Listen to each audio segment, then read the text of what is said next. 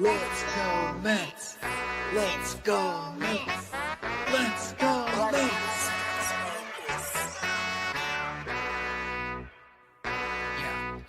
Yeah. You gotta believe and invest with your heart. Orange and blue till Mets do us part. Spring training, oh yes, it's the start. City Field gritty till Mets do us part. Hit home runs and knock it out the park. Big Apple till Mets do us part. You gotta believe and invest with your heart. Listen to the show till Mets do us part. John from Brooklyn, Gibby reps NJ. We're the other team, I don't care what your friends say. Mets fans, we focus like a sensei. Listen to the podcast Monday, Wednesday.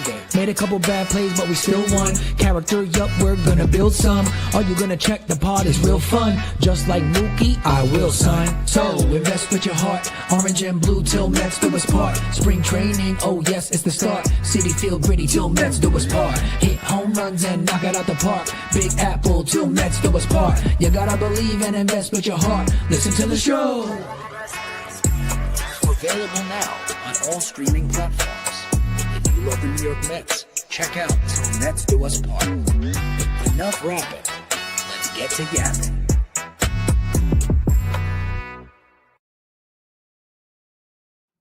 Yo, what's going on, everybody? Welcome into another episode of Til Mets Do Us Part. We are live on YouTube, live on Twitter, live on Substack, like we are each and every single week. John Saponaro coming to you from North Hollywood, California, and that means my co-host, Matt Ibanez, holding things down back on the East Coast in New Jersey. Ibby, what a difference a week makes compared to what we were talking about last week to what we have to talk about this week. But before we get into that, it's going to be a jam-packed show. How you feeling, man? I mean, just to jump in real quick, and I'm seeing things in the comments, it is a big difference in the show this week because John's actually wearing a shirt this time. So fantastic. This is great. No, I'm just messing around. But I'm going to get scissors. I'm going to get scissors and cut this shirt down the middle during the stream. I promise.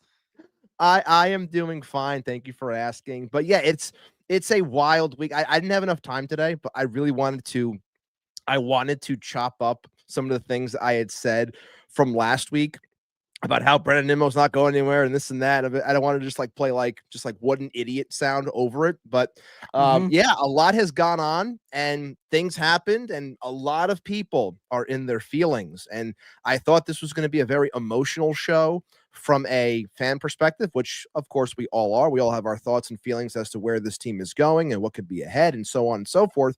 So let's try to keep it clean as best as we can in the chat. And obviously, let your opinions be known. We know that John has been busy as he's floating like a butterfly and really stinging like a bee over on Twitter. So we will see how the show goes. I'm excited. Red lights on. It's Wednesday. Let's have some fun. Look, all jokes aside, stuff like this is what the offseason is about. Stuff like this is what we all as fans, whether you love it, hate it, somewhere in between. We'll dive into the nitty gritty of it. I'm sure people are going to have some dissenting views. We saw that on Mets Twitter over the last couple of days, but this is what the offseason is.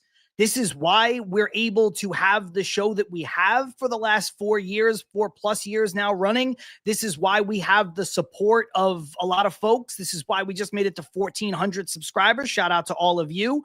Joe DeMeo saying John lives with his hands up on Twitter for sure. No, but this is what it's all about. So, you know, all jokes aside, we appreciate the support, but we want to be here to be the place where you can interact and post and comment and question and pose whatever, because we've always been that, or at least we've been that for the bulk of the time on this show since we've been doing live streams. And that's what's caused the show to grow. So this is the fun one. You know, we joked last week about, oh, we don't want to do shows, you know, next offseason during a potential lockout. Like that's going to suck. Yeah, that's going to suck. This, no matter how you feel about it, it ain't going to suck. There's a lot of stuff to talk about. And that's what makes this forum. That's what makes the offseason great. So having said that, let's jump in and do our roll call real quick. 64 eyes on us right now. I expect that number will continue to climb. We've been in the Agreed. 2, 3, 4, 500s, 600s even over the last couple of weeks. And I expect that number will continue to grow. We have Shark Vader Studios in the house. We have Armand. We have Aunt Rivera, Subway Touche. Shout out Aunt Rivera joining me, I guess, or I joined him, or we were on at separate times with Straight Out of Flushing the other day talking about this Brandon Nimmo trade when the news broke with Dexter Henry. He did a great job. We got Lazy Mary here. We have who else? Who else is in the chat? Chat is not quiet. Joe DeMeo, Mike Loverty is here. A lot of familiar faces. Ethan, Jeff Cohen in the house. Chrissy is here. Chrissy joined us. Yeah. Is feeling better. I know Chrissy was dealing with some stuff, going through some things. Chrissy, if you're still here, hope you're feeling better. We have Will White. We have Barnes Family 33. We have B.Midi. That's Brian. Shout out Brian. We had a back and forth, but Brian said he was going to check us out, and I'm happy that he's here. We have Brad. We have Anthony Carson from Mets Weekly, the media goon himself, Keith Blacknick. I'm trying not to miss anybody, but there's a lot of folks. And you know what? Hey, Chrissy's saying thanks, guys. So, yeah, hope you're doing good. Paul Revere. Paul Revere's in the house. Here in the house. Ibby, couple of things to get out of the way really quick. Just want to bring up this one from Jeff Cohen. Sorry, I think I just pulled one down. That's my bad. Pulled up the wrong one. Pull it back up in a second. Jeff Cohen saying, is this the best version to interact? If you guys weren't here last week, we're now doing a split broadcast, horizontal and vertical. So if you're on YouTube, you have the option to pick which one that you want to interact with. Theoretically, the vertical version is better if you're on your phone, mobile device, and the landscape version is going to be better for everything else. Your computer, your tablet, your YouTube TV, your laptop, whatever. So in terms of quote unquote best version, Jeff, you can pick whichever one you like, and whichever one suits your device, but it does not auto select for you. So this is something we're trying out, and just keep that in mind. You have to make sure that you click on the right feed if you want it to fill out your screen. So I think that's what this is in reference to. Joe DeMeo saying, if the Mets don't sign a superstar left fielder, the offseason is a failure in all caps. I know he's being tongue-in-cheek. We'll get into that. And then we have Aunt Rivera saying, Til Mets Do Us Part is a great lead up to Stranger Things Season 5 here at 8 p.m. Thanks, fellas. Ibby, I will say this. I'm going to watch Stranger Things. Stranger Things is a very good show. I'm looking forward to it. The fall off of this show will be studied. It's taken damn near 3.5 years to make the final season. It's 10 years to make like 48 episodes of television. That's gross. That's insane. I cannot believe it took this long. Everybody in that show is like 28 years old now. So, and they're going to play like 13-year-olds. It's nonsense, but whatever. Mike Laverty has a different viewpoint. Hard stop for him. It's 7 because he's got to watch the Rangers lose. So whatever we are the prelude for, we are happy. Thank you for joining us. Yes. Yes. Thank you for joining us. So Ibby, we talked last week. We did. Jeff passed an article. We said, you know, Nimmo, you could see the thought process to trading him. I said that I would trade him if I could. You agreed there. But we both said there's no way because it's too complicated. He makes too much money, especially for too many years. He has a full no trade clause. He loves it here. The places that you could convince him to go are few and far between that would need him, can afford him, want him. And then less than a week later, Brandon Nimmo, ex-New York Met. So when you found out, what was your initial reaction? It's crazy that every time Mets news breaks, I happen to be driving. So my phone just starts blowing up. And I'm like, what the hell's going on? My screen on my car is just text, notification. Every single time. It happened when Lindor became a Met. Now it happens when this Nimmo trade goes down. I was taken aback by it because, number one, I didn't think that it was possible.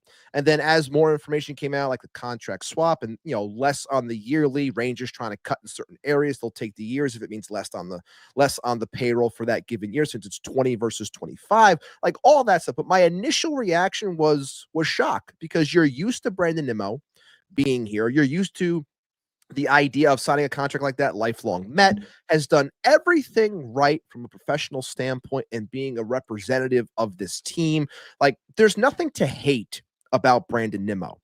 Was I upset about it. I wasn't really upset, more so shocked that it happened. I know other people had different feelings, and we'll get into all of that throughout this show. I'm sure people will let us know in the chat as well how they felt.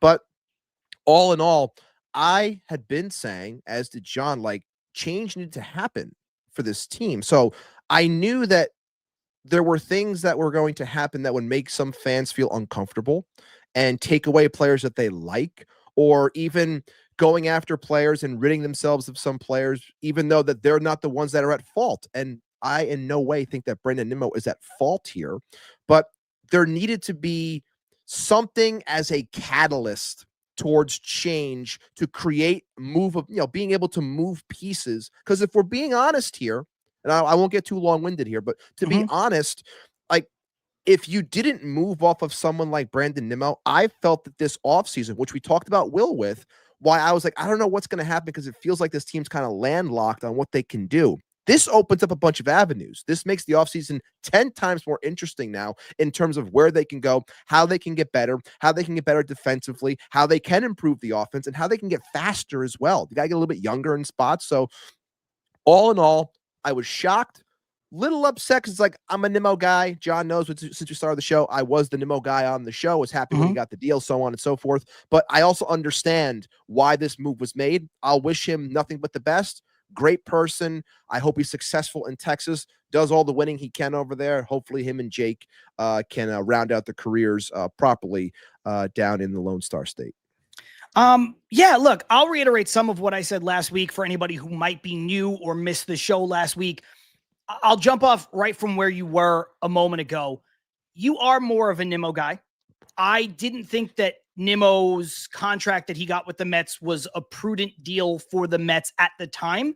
That said, Nimmo is impossible to not root for. He's impossible to not like. The guy has maximized his value, his potential, his ability, worked his ass off, was a consummate teammate, was great with the media, was great with kids. So it's not to say that I didn't like Nimmo. At the time, I was just like, I don't know if this is the right deal to give this guy, but I understood it because of the sentimentality, because of what he meant to the Mets. If you watch me on the live stream, again, shout out Dexter Henry for having me on straight out of Flushing. He asked me what my feeling was. This was 2 or 3 hours after it happened. And I said that I was shocked. And I basically backed it up by saying everything I said on this show last week, which was, I'm not shocked in a sense of I thought it could never happen or like I didn't want it to happen. I just didn't see the avenue. I didn't see how the Mets were going to pull it off. Because again, if Nimmo was a free agent right now at his age, he's getting the money that he gets in AAV. He's getting that deal, but he's probably getting it for 2 years, maybe 3. Timing matters. The problem was he's got that deal for 5. And Brandon Nimmo at 37, 38 years old, under that contract, not being able to play the outfield, that contract was going to be an albatross. That contract was going to be a burden. And for those reasons, I didn't think anybody would take it. They found somebody who wanted him. They found a place that he would want to go to. It wasn't an easy decision, I'm sure, for Nimmo, as he kind of laid out. I'm sure it wasn't an easy decision for the Mets either. But I do think, ultimately, it was the best decision for the New York Mets. And maybe, I don't know, we won't know on this, Ibby. I don't know if it's the best decision for Brandon Nimmo, but right now, it seems like it is. It seems like both parties are walking away from this with a clean break and no issues with each other, or no, glaring long-standing issues. Like, I don't think, when Nimmo's career is over that he's like, going to spit in the Mets faces and like never come back to an old timers day. Now the ship may have sailed to get number 9 up on the wall in Citi Field, but I don't think there's going to be these long-standing issues between two parties. I think they found a way to make it work where the best possible case played out for both sides. And look, this is going to be the talking point for the entire show, for the hour and a half to 2 hours. So we don't have to get it all out now. That said, I want to jump into the comments, pull out a couple things that have been flying in. And I think a lot of them are really astute observations. Mike Loverty, we'll just take them in the order that they came in. Low-key, my favorite part of the Semien trade is that it allows Lindor to see how a former shortstop prepares his body / transitions his game as a second baseman at 35 years old. I think that's an underrated aspect of this trade. I think that is a great comment. It's a fantastic point. Spot on. Yeah, absolutely. We go to Paul Revere. Nimmo said Stearns told him flat out he wouldn't be playing as much and that they had prospects ready who could play better defense. Ouch. I think the proper quote was he wouldn't be playing the outfield as much, which I think is a factor in this. But I also think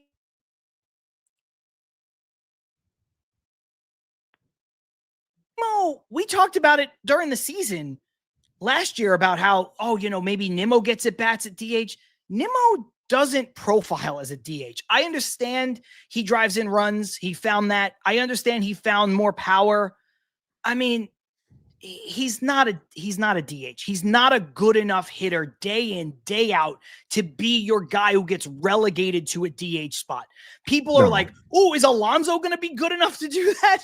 If you're questioning whether Alonso is a good enough hitter to be a DH, Nimmo is never going to be a DH. That's insane. He's like, not, he can't be your everyday guy. He has to give you value somewhere else. Yeah. Like when you're looking at something like, if you're talking about in the immediate, like it would have made sense if Nimmo was still here for him to get more time at DH and to give his legs a rest, which whether it's ankle, foot problems, whatever it may be. And we've been saying he's kind of been lumbering out in left field, which is doesn't help when it comes to the idea of run prevention and being better defensively. But as that goes on, like you look at the profile of Brandon Nimmo, you expect things to deteriorate over time.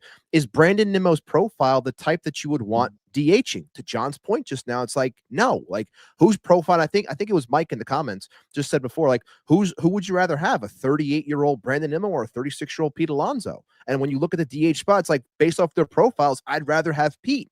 And a lot of people are, upset about like not having both. But again, this comes back to, you have to have some sort of change here. You have to have some sort of, you can't keep doing the same thing over and over again. And this offers a chance for this team to switch it up a little bit.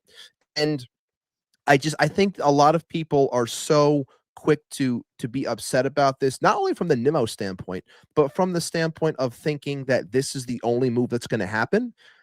Again, guys, it's November 26th, and I will be careful with how often I use the date as a determining factor in judging something, but right, because you can do that in perpetuity until it's spring training. Yeah, of course, but I'll be careful when it comes to that. But right now, I've been saying I think that this is a precursor type of move, and I think that it's going to lead to more. So the ones that feel as though that this is going to be, they're banking on Marcus Semien to turn back time and be what he was in 2023. It's like, I don't think it's that. I think there's going to be more to come. There has to be, because there's still a lot of holes in this roster, and there's going to be more. You just got to let it play out a little bit. We'll jump back into the comments. A lot of really good ones. We, as always, try to get to as many as we can. Try to get to, make sure everybody's voice is heard. We do have super chats. If you want to guarantee that it is heard, or the comment or the question is addressed, you know what to do as far as that's concerned. Armand is amazing. Armand saying, just for fun, I turned on MLB The Show and this trade works. So I guess that trade would have gone through even by MLB The Show logic, which is not great. Keith saying, Nimmo should not be a DH as his permanent position. That's a day off, in quotes, type thing. Absolutely. Couldn't agree more. Joe DeMeo with a really funny one here.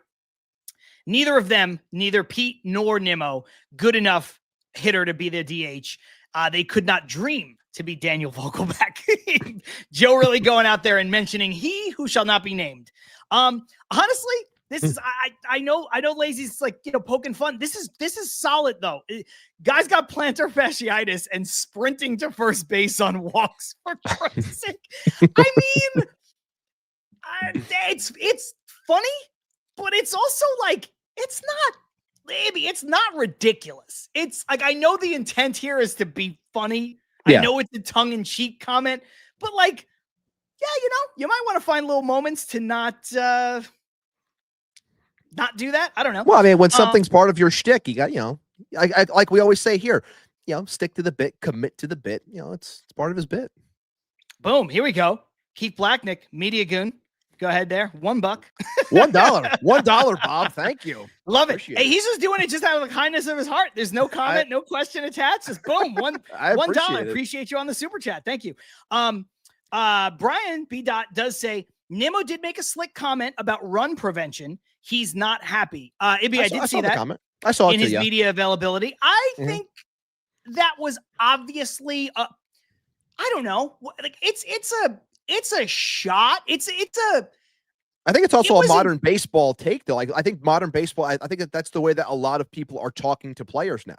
That's the way I looked at it, too. It could be viewed as a shot, and it might have been. And look, he has the right to feel upset. Like, if there's one thing I will say about the entire thing that is extremely cold, but again, this is baseball, and it's a business, and it's a sad part of any industry when it comes to this. It's like you get a phone call during your daughter's first birthday, and you get it when you just got done, completing a home in Port St. Lucie. Like, that's cold. Like, that shows you how cold this business can be. And that hurts. Like, to me, when I hear that, like, you think as a family or whatever, like how much that would suck. But again, it's the unfortunate business. And, these guys sign up for this and they know that these things can happen. And again, he's the one who has to say, okay, because he's the one who worked for a no trade clause and he okayed it. Gabe saying Nimmo being traded alone increases the Mets upper lip percentage by 22%. Jesus Christ. That's a funny one. As we work out whether or not we're going to do comment of the day as a regular segment on this show. We have not exactly decided that yet, but man, we'll work something up. We'll work something up. We will. That's going to happen. We'll talk more about Semien, obviously, as this conversation evolves, but Ethan saying, I like what Semien had to say. Seems like a really well-spoken guy. Liked what he heard from him. I think that's one thing that needs to be addressed is that Marcus Semien is a consummate pro. Pro. A leader. And basically, let's put it this way. Anything you can say about Brandon Nimmo applies to Marcus Semien. So if you think the Mets might have taken a step forward in terms of overall defense, they may have taken a step back here on November 26th in terms of overall offense as it stands right now with this 1-for-1 swap. But Ibby, they did not take a step back in leadership. They did not take a step back in the kind of person. They did not take a step back in the kind of professional. Marcus Semien is a damn good guy and a damn good baseball player and a guy who just does everything, quote unquote, the right way. I don't know. People like to say that, but he's a guy that's going to, if you had a good time and an easy time rooting for Brandon Nimmo, you're going to have an easy time rooting for Marcus Semien. I know part of that is like you want him to come over and play well, but like just as like the person, the player, you're going to have an easy time rooting for him. Yeah, I mean, everything about that media interview, like I thought he was fantastic. I know some people were taking his serious nature as a way of being not happy, but I think it's someone who's just very serious about their craft. And they look, again, your life is uprooted and you're moved to a different place and you have to get used to that. And when you're asked these questions about, where you're going and what to expect and this and that, a handful of days after, it could be a little bit of a culture shock. And there were some questions that were asked that, everyone has their opinions on them, but we don't have to talk about that if we don't want to. But all in all, I thought that he handled himself fantastic. I thought every answer came across as though a guy that's going to come in and work his ass off. And every other interview that I've heard of people speaking on Marcus Semien is it's about a guy that is going to do whatever he can to post up, to work hard, and to be an example for everyone else. And let's not forget this part also. It's an infielder, and the point that Mike made before about, showing Lindor how to keep your body proper is right. But let's not forget that there are a lot of young infielders on this team as well, and showing those guys the way is something that I think carries a lot of weight. And I know everyone is so quick to, like, when it comes to a Jet Williams or any other type of infield prospect, like they're quick to say that they're going to get traded away now. It's like, well, hold on, this guy's 35. You're not just going to give away everyone and bank on this person moving forward for the next 3 years. Like, you still have to have depth and things like that. So I think showing the way to those types of players is going to play big in all this as well. But yeah, all in all, I was thrilled with everything he said. And if we could just bring up Joe's comment, if you saw that I just started off, Joe's comment about the serious nature of Marcus Semien. My takeaway was Semien is a serious dude. Mets need more serious dudes. Not saying Nimmo was not a serious guy, but Semien is all business all the time. And I think that a lot of Mets fans can appreciate that, because I think we all found ourselves a lot during last season and throughout the last handful of seasons of saying, does this team care? Like, do they want to be here? Like, they seem checked out. And it's like, well, if you have someone like this on your team that's going to hold you accountable, like, I think that's a great thing to have. So I agree wholeheartedly with what Joe just said there. Wasn't one of the big criticisms that everybody had about the 2025 Mets that they missed what JD Martinez brought to the team? Yes. And that they missed what Jose Iglesias brought to the team? Now, Jose Iglesias brought a certain kind of, he brought a mantra to the team for the year. Right. He did. We talked about this, and we don't have to relitigate it, but Jose Iglesias was a damn good ball player for the Mets in 2024. He was also a vibes guy in terms of positivity and keeping things light and bringing the mantra. But Jose Iglesias is another guy you'd call a pro's pro. JD Martinez, even though he didn't have the best year with us, certainly a pro's pro. And I think you're kind of missing some of that. And now Joe's right. With Semien, you have that back. You have a guy, and some people said it. Paul Revere said it. Boom, right here. Pro's pro. And Aunt Rivera, Subway to Shea, add that Semien is a winner. Now, it's not to say, Ibby, you know how we are on this show. We don't like to call professional athletes lazy. I think that word gets thrown around a lot unfairly. There are probably a few instances where it's true, right? Like, I'm just going to borrow from a different sport. Like Jamarcus Russell, number 1 overall pick, put on like 80 pounds and was never playable in the NFL. Probably a laziness issue, right? Like Albert Hainsworth, after he signed the deal, sure, lazy player. That's what happened. There are some lazy players in sports. It happens. But by and large, you Anthony don't become a professional. Right. By and large, you don't become a professional athlete by being lazy. So we're very careful, because I think the word gets overused. The other thing that I wouldn't want to say is I am comfortable calling certain players winning players, but that doesn't mean that I'm comfortable calling a lot of players losing players. Because again, I think there are probably some. I think Anthony Rendon would qualify as a losing player in that regard, in addition to being a lazy player. But I think that it gets thrown around too much. Brandon Nimmo was a winning player mentality guy. Yes. For sure. Yes. 100%. It was not his fault that the Mets didn't make the playoffs in 2025. It was not his fault that the Mets have only made the playoffs, 2 times, 3 times in his Mets career. That's not his fault.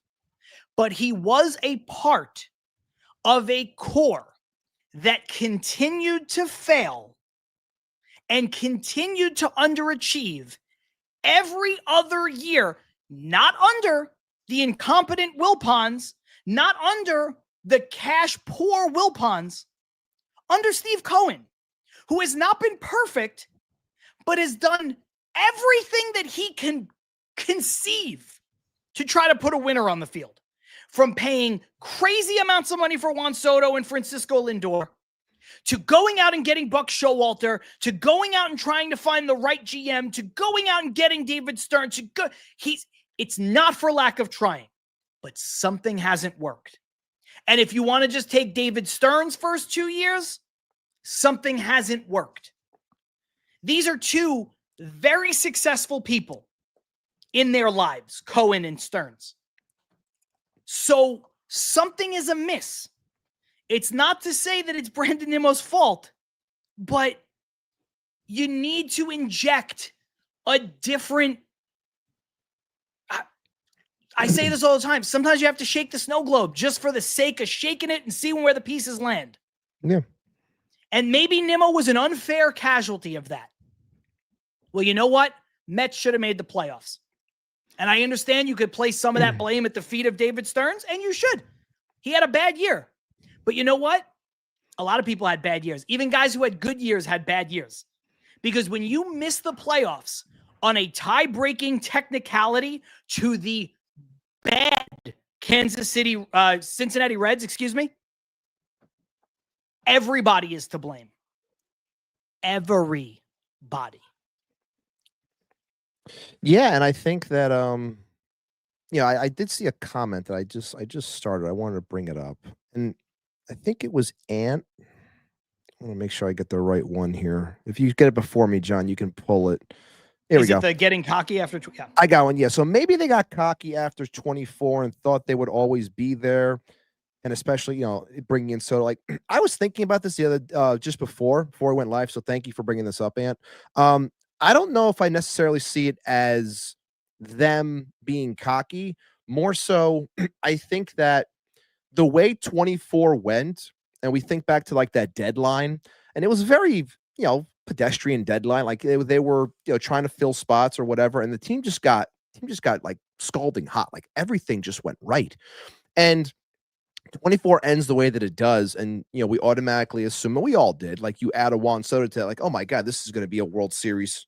This is a World Series team. This is a World Series or bust type of team, and I don't think that was ever in the math of what they thought the Mets as a front office. I don't think that they thought that they were going to be like get as far as they did, which then forces them to go in a run it back type of situation. And when you run it back, like we've always said, like you're not always going to catch lightning in a bottle twice. Not for nothing, Ibby. I'm sorry to interrupt. Yeah. This is the second time in Cohen's ownership that the Mets have fallen victim to that. Yeah. The 2022 team was good. You are what your record says you are, or whatever. That team was not 101 wins good. Let's make sure we keep things together. They made decisions based off of that team overachieving and things breaking right. And what happened? It blew up in their face. It did. The 2024 team, I give them credit because their back was against the wall. They were terrible. They rallied, grimace, OMG, all of it. Yeah. They deserve credit. But that team was not good enough to be kept together and to be, like glued to be given another chance to go get it, not after failing 2 years before that. Right. And I know you inject every year, there's some new people. Right. But you're 100% right. And this is Stearns gave the 2024 Mets the chance to show him and us and everyone that it wasn't a fluke, that the second half was more representative than the first half. It wasn't. I feel like a move, and this goes hand in hand with like the Nimmo stuff now too. I feel like a move like Nimmo and everything that we just watched transpire. I think now David Stearns looks at this and says, okay, guys, I ran it back. I kept the guys that you like. It didn't work. It failed.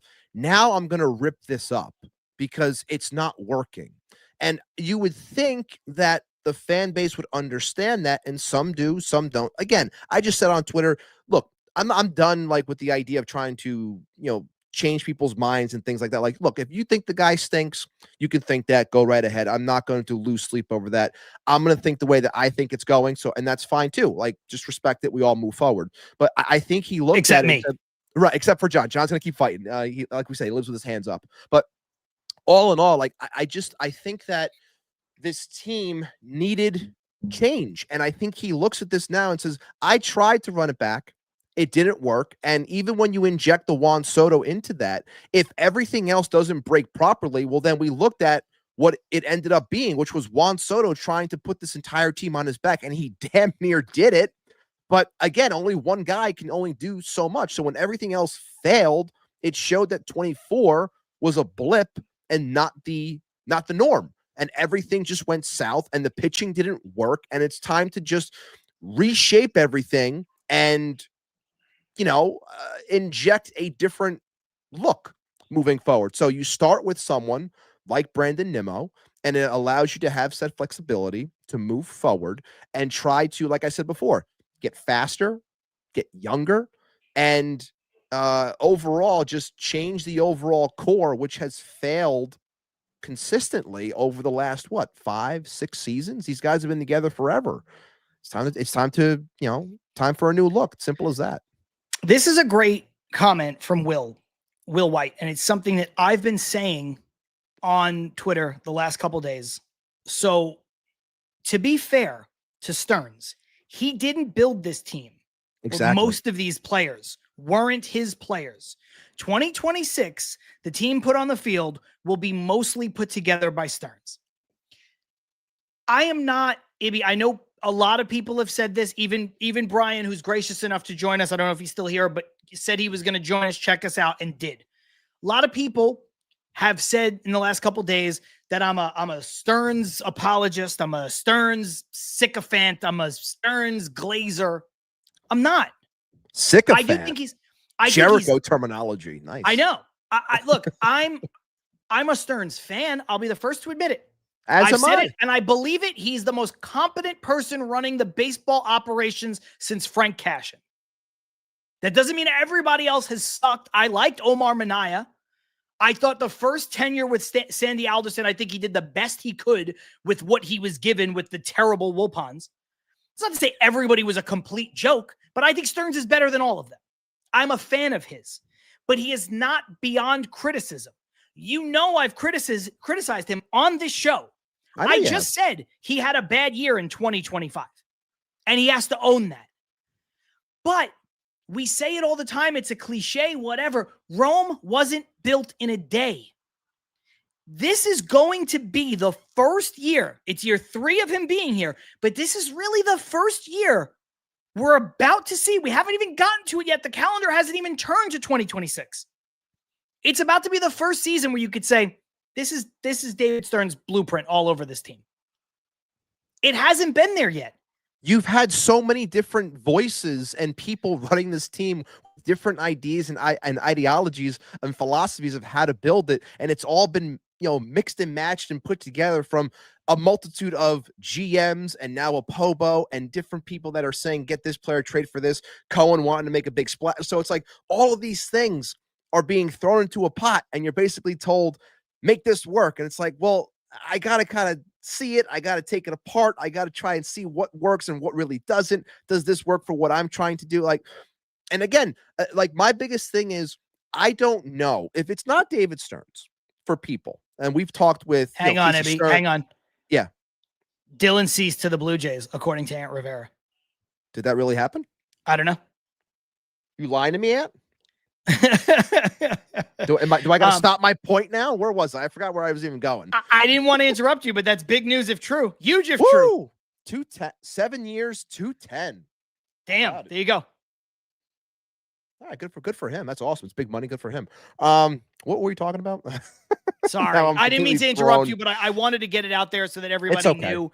Dylan Cease, who I like Dylan Cease. Just to talk about this really quick, and then we'll get back into the Met-centric stuff, Ibby. I thought Dylan Cease had potential.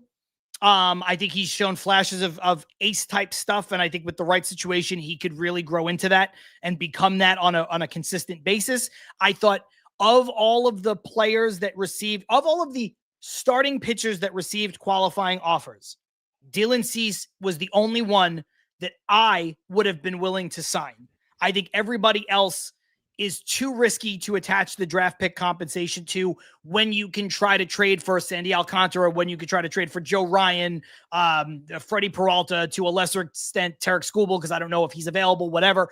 But Cease was the only one who intrigued me, but I never thought it was realistic. 7 years, 210, I don't think is an insane contract, but you are paying for some upside there. So, I don't know how you feel about it. We never really talked about Cease on the show. We never really got to it because free agency never really kind of started in earnest. The Mets had their own things going on that we talked about on the show every week. We never really mentioned Dylan Cease. So I don't know how you feel about this deal. We'll just get your thoughts on it. I gave mine, and then we'll move back on to Brandon Nimmo. Yeah, I mean, I always thought that Cease, when it came to the guys that were available, I thought that Cease would be a guy that Stearns would go after if he was going to go into this market, even though I had questioned this entire time if the Mets were actually going to spend on these pitchers. I've been saying, and I stick to it, that they were going to improve their pitching via the trade market and use their capital to do so. I didn't think they would be Framber. I didn't think it would be Cease. I definitely didn't think it'd be Ranger Suarez. Maybe dabbling with like the Michael Kings potentially, but I never thought that Cease was like a legit target. But if there was word that the Mets were going to shop and actually be a part of these pitchers, I thought Cease was the guy that they would go after. But 7 years, 210.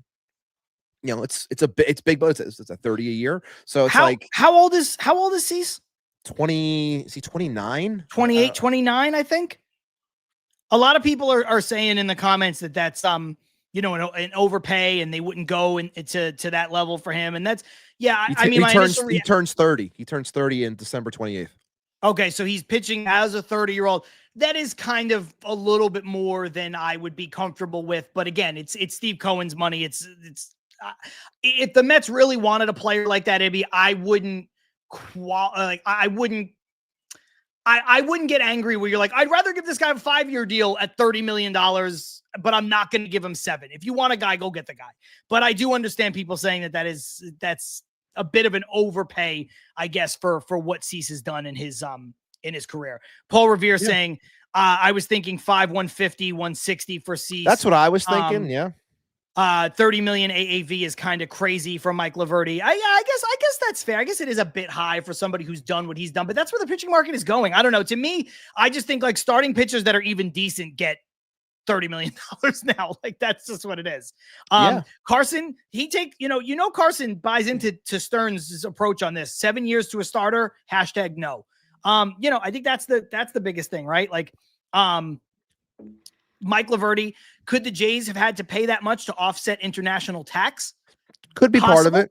Maybe we'll find out about that. We also, with the Jays also, it comes down to like getting as close as they did and losing in heartbreaking fashion that 100%. They had to go out there and prove, number one, that they're going to try to at least run it back and bring in new talent to try to get back to the promised land and get into that game at least. But also they got to prove that people are willing to take their money, and someone was willing to finally take their money outside of Vlad and the run that they just had. So you want to build off of that good juju, if you will. And they could still go out there. They have very rich owners. They were top 5 in payroll. Like they can go out there and continue to spend money if they want. I think they're the 3rd or 4th richest team by owner in the sport. They're owned by the Rogers Telecom conglomerate. So they have plenty of money.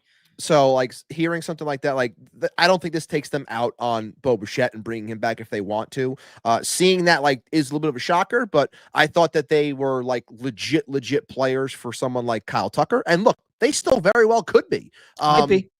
But seeing something like this is a little shocking, but I think that the Jays wanted to prove that somebody would take their money outside of Vlad.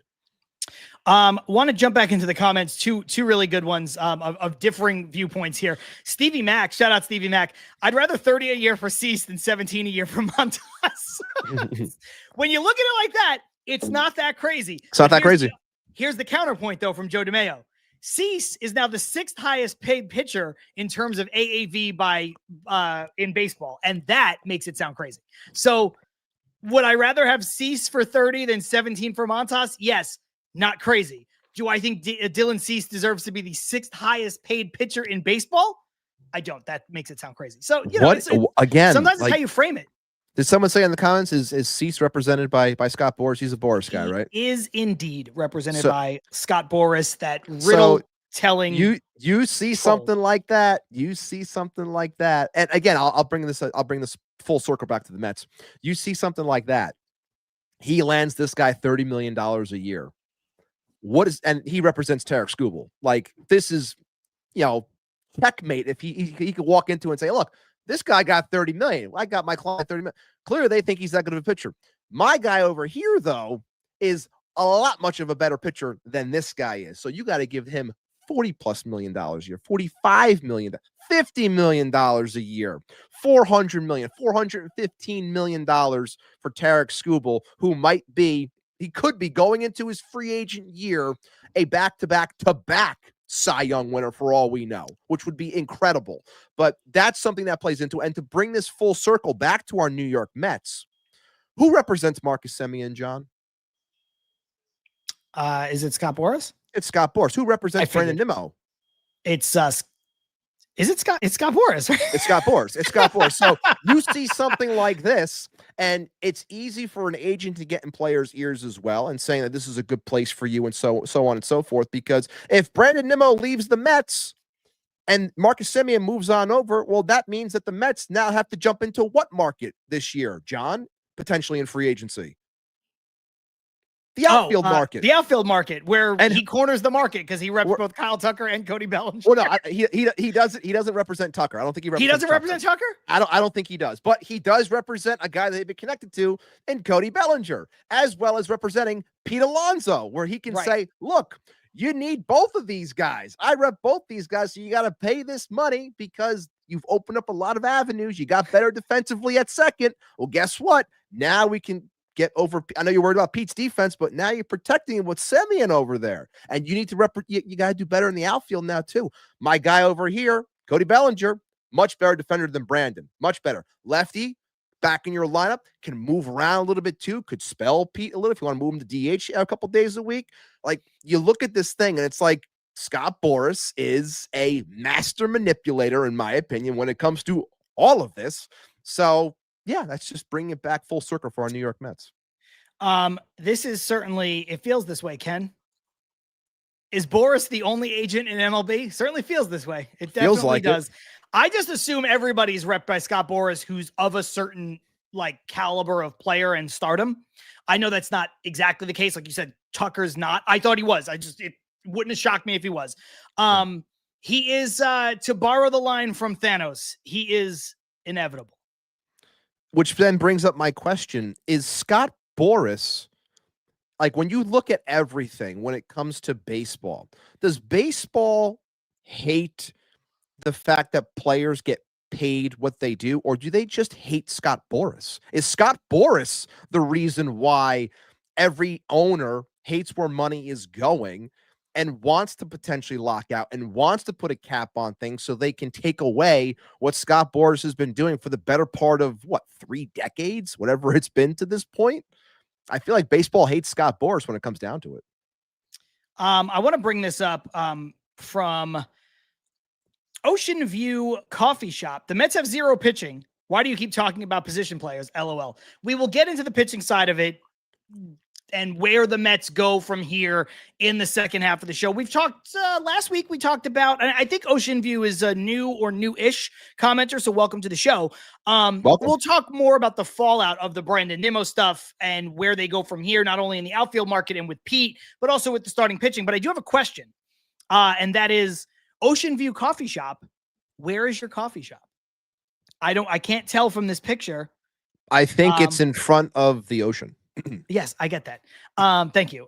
What I meant was, is that the Atlantic Ocean, the Pacific Ocean? Is this a coffee shop that I can go to? Because I don't live near the Atlantic Ocean. Maybe he's a gatekeeper. Maybe he's a gatekeeper. Maybe he doesn't want you coming to get his coffee because he doesn't want to, listen to you talk about David Stearns. I don't know. Maybe he doesn't want to tell you.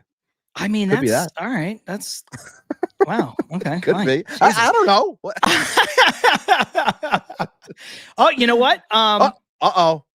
There you go. He's right by you. Hey, in La Jolla. Okay, I'll come down and check you guys out. There you go. I don't know if Ocean View knows this, but I live in North Hollywood. So not exactly down the block from La Jolla, but La Jolla is beautiful. So I was hoping that maybe it would be a West Coast shop that I could come down and check out. That's purely for me, for nobody else. It's okay. Every once in a while, I need to take 2 minutes to talk about whether or not I can get coffee on the West Coast. Anyway, Ibby, there's a bunch of comments in here that we start off earlier, and I want to just kind of run through them really quickly because the conversation keeps evolving, but I think a lot of them are sort of important to the overall scope. So maybe just kind of hit on these really quickly. Armand said this before, and I think this is a very astute observation as we get off of the pitching stuff and back to the Brandon Nimmo situation. There are only 3 types of trades with a contract similar to Nimmo, and those are a 1-for-1 swap of bad contracts. The second is paying it down for a return. The third is attach a high-ranked prospect to shed the contract. That is absolutely true. We talked about it last week on the show. We thought, you and I, if the Mets kicked in, you said on the high end, nearly half the deal. I said $50 million, yeah. Yeah, I said you could probably move him for 25 to 30, which is slightly less, I guess. The Mets moved him for $5 million. I know they're paying more in the long term on this. They're paying more in the short term, but you can't discredit the fact that they were able to move a contract that even though Nimmo is younger than Semien, they were able to move a contract that in a year would probably be impossible to move. If Nimmo has a bad year and not even a bad year, Nimmo doesn't have the year he had the last two, you can't move that deal. If Semien has the same year that he just had, you might be able to cut bait. You might be able to pay down and trade him with 2 years left. You might just stomach him and deal with it. There's a lot more you can do. This contract at 3 years is so much easier to deal with than 5 years of Brandon Nimmo. And we can go under the hood in a minute with some of the Marcus Semien stuff. I'd like to, but that's just what it is. It's better to have Marcus Semien under contract for 3 years than it is to have Brandon Nimmo under contract for 5. Period. Full stop. Nick LaDuca said he's definitely a better fit, talking about Semien for the roster for this team. McNeil should go next. I completely agree. Brian said 1-for-1 trade. I don't like it, but time will tell depending on what else they do with the added flexibility. That is the key. The flexibility of what comes next is a very, very, very important part of it. Joe DeMeo said none of us saw it coming. Pretty hard to pick out, one, a contract coming back that fits, and two, a team that not only wanted Nimmo, but would part with that necessary piece. I know you said this before, but it bears repeating. Would you rather have a 38-year-old Brandon Nimmo as your DH or a 36-year-old Pete Alonso as your DH? I do think, and we can talk about this in the second half, that Pete Alonso coming back to the Mets becomes more likely, not less likely, with Brandon Nimmo off the team. I think that that's something you have to really consider. Nick DeLuca also said, even though Nimmo played 150 plus games the last 4 years with mounting injuries, this was probably the best time to trade him. Absolutely correct. Because like I said, if you wait a year, he maybe becomes completely unmovable. So I think there's just a lot here that you can dissect and look at. And again, this is a trade that 1-for-1 does not make the Mets necessarily better in 2026. But when you look at the long-term flexibility, when you look at how he fits the roster better, when you look at getting rid of some of the log jam, I guess, of what you would have to do if Nimmo does become relegated to a DH, this move makes so much sense from a bigger picture. They have to execute. They have to do it. But I think they will. Let's go into the hood really quick and talk about Marcus Semien. First of all, as Mike Laverty points out, since 2021, Semien's games played 162, 161, 162, 159. Last year, 127. There was an injury. It was a fluke injury. He fouled a ball off his foot, broke his foot. You could make the case, and I know Alonso's right there and Lindor's right there. You could make the case that prior to last season, Marcus Semien was the most durable player in Major League Baseball. So I know he's 35, but that's an important factor. He plays every day. And I think this is something that I want to pull up both these comments, and then I'll bounce it over to you. Paul Revere said, Semien has already spoken with both the hitting guys. I think he'll be fine. And DG says, anything Semien gives you offensively is gravy. He won't make or break the Mets in 26. Ibby, one thing you need to acknowledge with Marcus Semien is there is definitely signs of offensive decline over the last 2 years. That's 100%. The bat speed and some things like that. But he is still a plus runner. Take the defense out of it for now. He's still a plus base runner. His sprint speed is nearly identical to what it was prior to the broken foot. He's going to give you an added value that Nimmo really only sort of tapped into every once in a while. Plus, by the way, Nimmo's sprint speed was down. A lot of people don't want to acknowledge that he went from like 90 something percentile way down over the last 2 years. So Nimmo's sprint speed was down, plantar fasciitis, the mounting injuries, whatever the case may be. But also Marcus Semien played in arguably the worst stadium for right-handed pull power hitters. I know Citi Field is a pitcher's park, but it is a more friendly park to the kind of hitter that Marcus Semien is than Globe Life Field. And they are pairing Marcus Semien, who is a fly ball pull hitter, with a hitting philosophy that is going to be about pulling fly balls. And I think it's not crazy. I don't think he's ever going to become a 6 WAR player again. But I think you could see Marcus Semien be a 3.5 to 4.5 WAR player for sure. I think that to Edge's point, talking about how anything he gives us offensively would be gravy. I agree with that because I think that the precursor that this move was is going to lead to building the offense up to a point where anything he does give you would be fantastic. And if he can channel something that he had prior, that'd be great. But this was more done so from the defensive perspective, leadership perspective, and anything he gives us offensively would be great because I think that they are going to add to this offense and get better. So to the point where you're not, I mean, will there be nights where Marcus Semien is probably batting maybe 2, maybe he's batting 5th, but I think the idea would be him a little bit more so in the second half of the lineup as opposed to depending on him to be a run producer to the ilk that he was, 3-4 years ago. So like that's the way I look at it. And if that doesn't come to pass, if I'm looking at it wrong and Marcus Semien is batting 4th for this team going into 2026 and nothing else was done, then I will gladly say I was wrong. And I don't like this approach, but I think that he's more of a back end of the lineup, second half of the lineup type of hitter for this team. And anything he provides in that sense would be gravy because if he can adapt the philosophy of the hitting, is that you? It's going on outside. Yeah, there's nothing I can do about it. Adapt the philosophy that Jeff Albert and Troy Snicker are trying to apply here and can channel what he was a couple of years ago. Fantastic. Great. But like I said, I think he is more so here for everything else he provides, and the offense is going to be whatever it is. Hopefully it's great, but I think it's the other things. But I also feel that the rest of the offense is going to do a good job of carrying what he does provide, if that makes sense.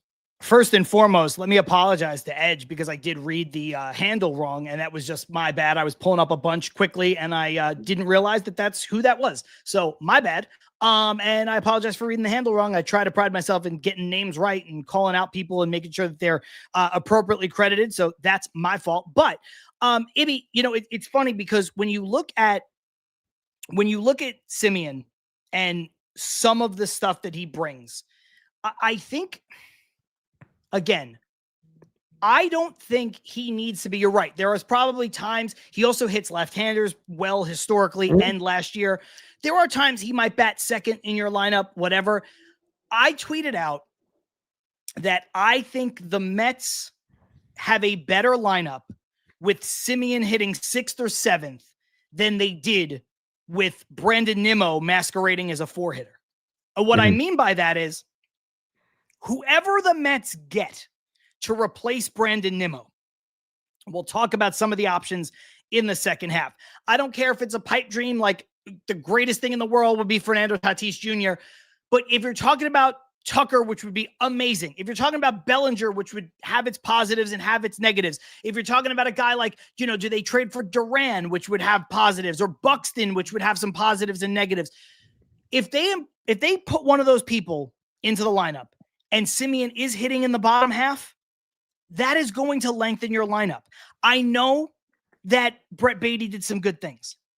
I know that I expect a bounce back from Francisco Alvarez. I expect him to be truer to the guy that he was when he was a rookie. Like, I think there are guys that you have faith in. Carson Benj, what role does he play? How ready is he to plug and play? I get it. But I think last year, we talked about it. The biggest issue was the reliance on the top 4 in the lineup, and that included Brandon Nimmo, to be fair. They had to do everything. If they didn't, the team didn't score outside of like 1-2 week stretch when they all went cold and like Beatty and Alvarez and Vientos all hit for the same time for 2 weeks.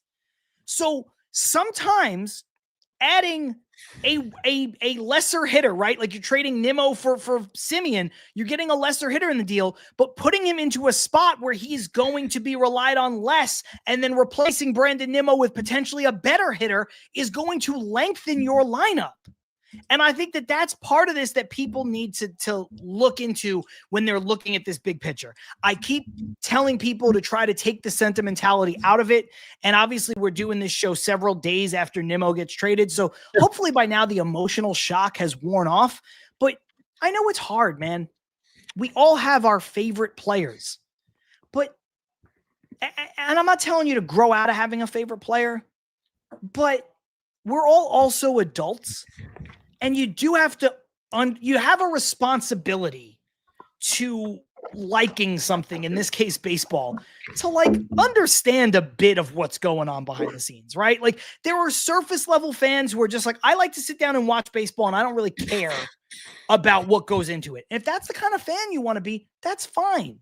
I'm not saying everybody needs to read fucking Baseball Savant, but if you are older than a teenager and you claim to love this and you want to have like strong opinions on things, then you need to separate some of the emotion from it. I don't think that's an unfair thing. And I know people tell me all the time, you tell people how to fan, and I'm telling you for your own good. Why would you want to get upset about Brandon Nimmo when you can look at what this means? Why would you want to spend days being like, David Stearns is the devil and I hate this so much and I miss Brandon Nimmo already and he's ruined my life, when you could be like, wow, you know, maybe the Mets have more roster flexibility now and they'll actually be a good team consistently. Isn't that more interesting? Isn't that more fun? Again, it comes down to why are we here? What do we root for? We root for the front of the jersey and not the back of the jersey. That's really what it comes down to for me. And I think that some people have run with emotion too much over the last couple of days, and they should reel themselves in and understand the business portion of the game and not make it as though that this player is going to make or break the Mets season or the Mets franchise moving forward. I don't think that that's the case. I don't think it's right to act as though Brandon Nimmo was, you know, Alex Rodriguez or Barry Bonds. Like, it's not what we're talking about here. Very good player, very good Met, very good person. All in all, what you would want a baseball player to be from a professional standpoint, from a media standpoint, from a, like John said before, how to handle kids standpoint, like all of those things, like fantastic. But let's not make it seem as though he was putting up Juan Soto type numbers. Like, it's okay. You can find the numbers. You're going to, again, you're going to live. You don't have to lose sleep over anything. You don't going to be that upset because all in all, you're still a Mets fan and you're not going anywhere. So, you know, maybe just, like I've said before, take it easy, breathe, and try to relax. Like Stevie Mack says, I'm waiting until February to have any opinions on this team. Yeah. I mean, look, we're all going to have opinion. We're all going to pontificate along the way, right? This deal is good. This deal isn't. I like this. I like that.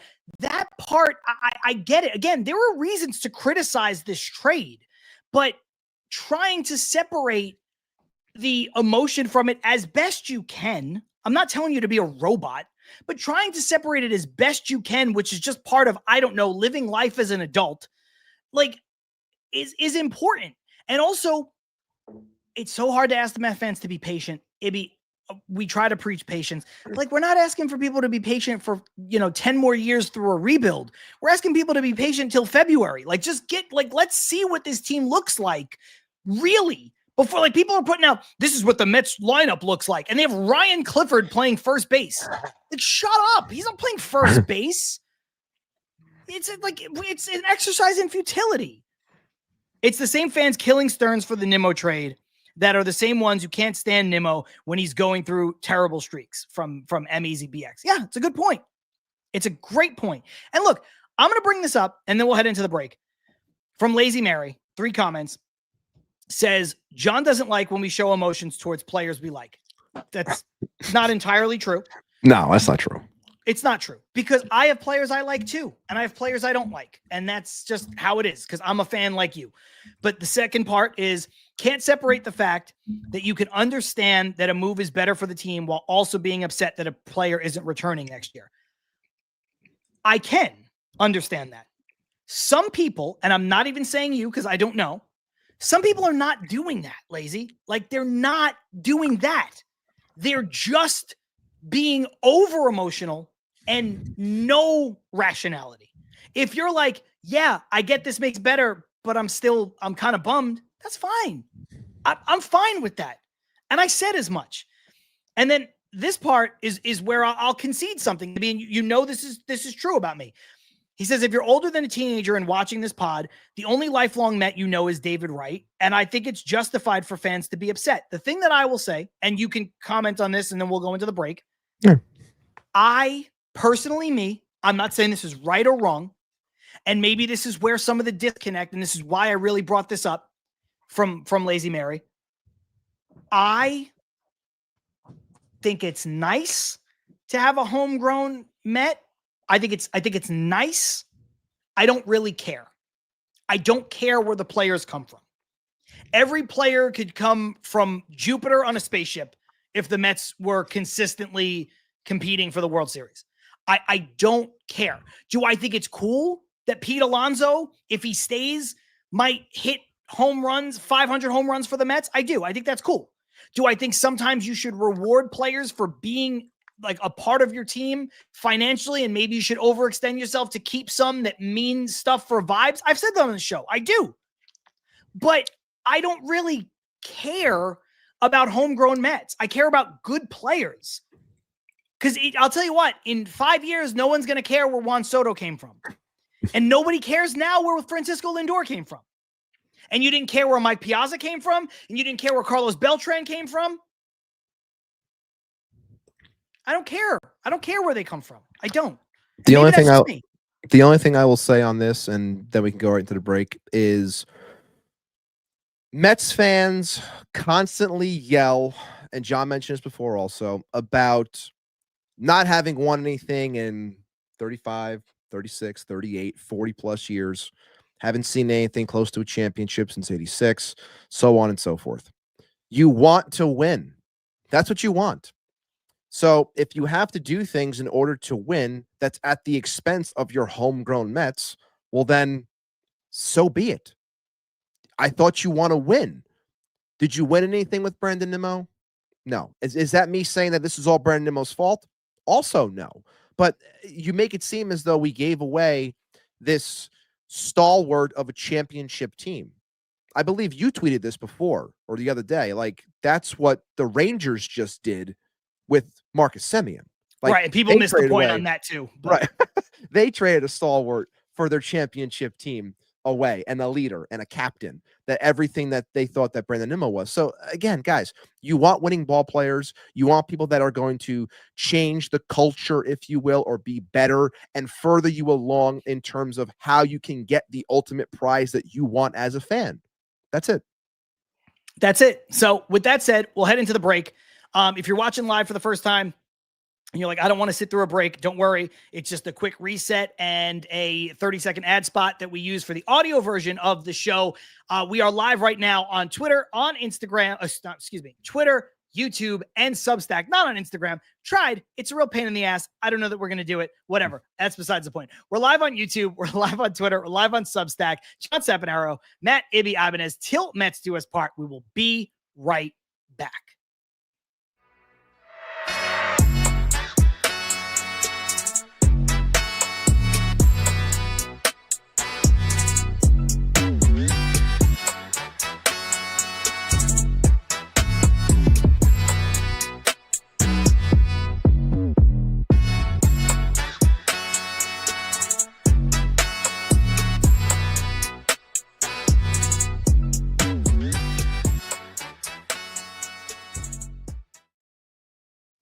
Yo, just like that, we are back with Til Mets Do Us Part, live on YouTube, live on Twitter, like we are each and every single Wednesday, starting at 5:30 p.m. Eastern or thereabouts. I think we're about 8 minutes late today. I saw a lot of chat, a lot of Twitter lighting me up for being late. I'll take it. It was me this time. It's the day before Thanksgiving. Had a couple of things to do. John Saponaro out in North Hollywood, California. We got Matt Ibanez. His Wi-Fi is fine. He stepped away for a moment. He'll be back in a second, I promise. When he does, we'll get to the word from our sponsor. We'll get into our throwaway the key segment. Lazy Mary, thanks for keeping me honest. 10 minutes late, whatever. Yeah, you're probably right. It was probably 10 minutes late. But it is what it is, what it is. If you're watching this show live, it's the best way to interact with the show because you can become a full-fledged participant in the show, in the comment section. Ask your questions, get your heckles in, your digs at me, your comments, your concerns, whatever it is. We see them, we hear them, we address them, we talk about it on the show. But if you can't do that, this will drop as an audio podcast about an hour or so once we're wrapped up with the live stream. You can get that on Spotify, on Apple Podcasts, on Amazon Music. You can find it on our Substack channel as well. Wherever it is you get your podcast, this video will also live forever and ever and ever on our YouTube channel. So make sure that you subscribe to the channel, turn notifications on. You will never miss an opportunity to check out Til Mets Do Us Part when we are going live. Speaking of, in a couple weeks, going to debut a second show on this channel that I teased last week, talked about it over the last couple weeks. It's going to be me, you, your comments, your questions, for as long as it takes for me to finish one glass of whiskey. So it's going to be very driven by the comments. No agenda. I mean, we don't do a lot of, obviously we do planning for the show, but we don't have a run of show. It's just me and Ibby talking to each other, talking with you guys. We're not pre-planning in, ad nauseum, but this one's going to be completely free flowing. I'm going to sit down, no agenda at all. Whatever things you want to bring up about the Mets, about the state of Major League Baseball. You want to ask me some questions about something else? That's fine too. We can talk about the pizza in LA like we did last week or whatever the case may be. There'll be plenty of options along the way. Right on cue, Matt Ibanez back with us. Ibby, I was doing a little bit of housekeeping. I didn't want to continue the conversation without you. So before we get into the rest of the show, let's hit them with a quick word from our friends over at Independent Safes. Absolutely, John. IndependentSafes.com. Independent Safes are protecting homes and businesses with secure residential and commercial safes, fireproof peace of mind in every corner. Visit IndependentSafes.com today for security that stands strong. And obviously, we know what follows next. It's time to put somebody into a safe. Not only that, we're throwing away the key today. We have to, because a lot has gone on over the last handful of days, and this goes hand in hand with what we were just talking about prior to the break. And look, I like Brandon Nimmo. I'm a fan of Brandon Nimmo. I was happy when he signed the deal here. Yeah, I wanted to be a lifelong Met. I thought it would have been cool. But I also understand where this team was and how things ended up going and why things needed to happen. I was able to check my emotions and understand the baseball sense of it, as anyone should, especially ones that are in media and cover the team. So when I see people that want to use emotion as their, what's the word I'm looking for, as their driving force in the entire thing, and then upset. Oh, sorry. But because they're upset, like using that as a way of, saying that what the team did was improper. I have a problem with that. I think that is unprofessional. I really do.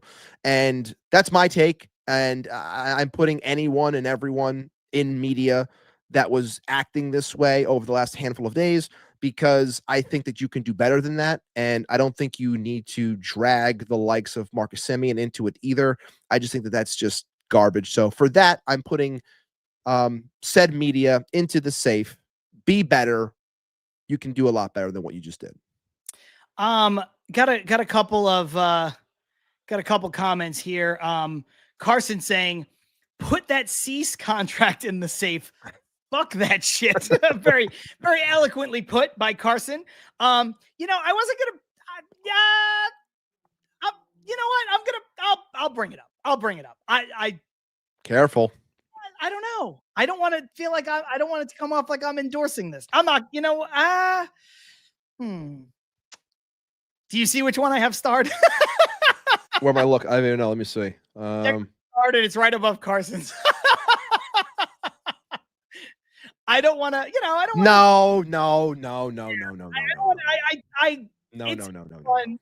It's funny, but no, I feel like that's not, no, I wouldn't do that. It's not cool.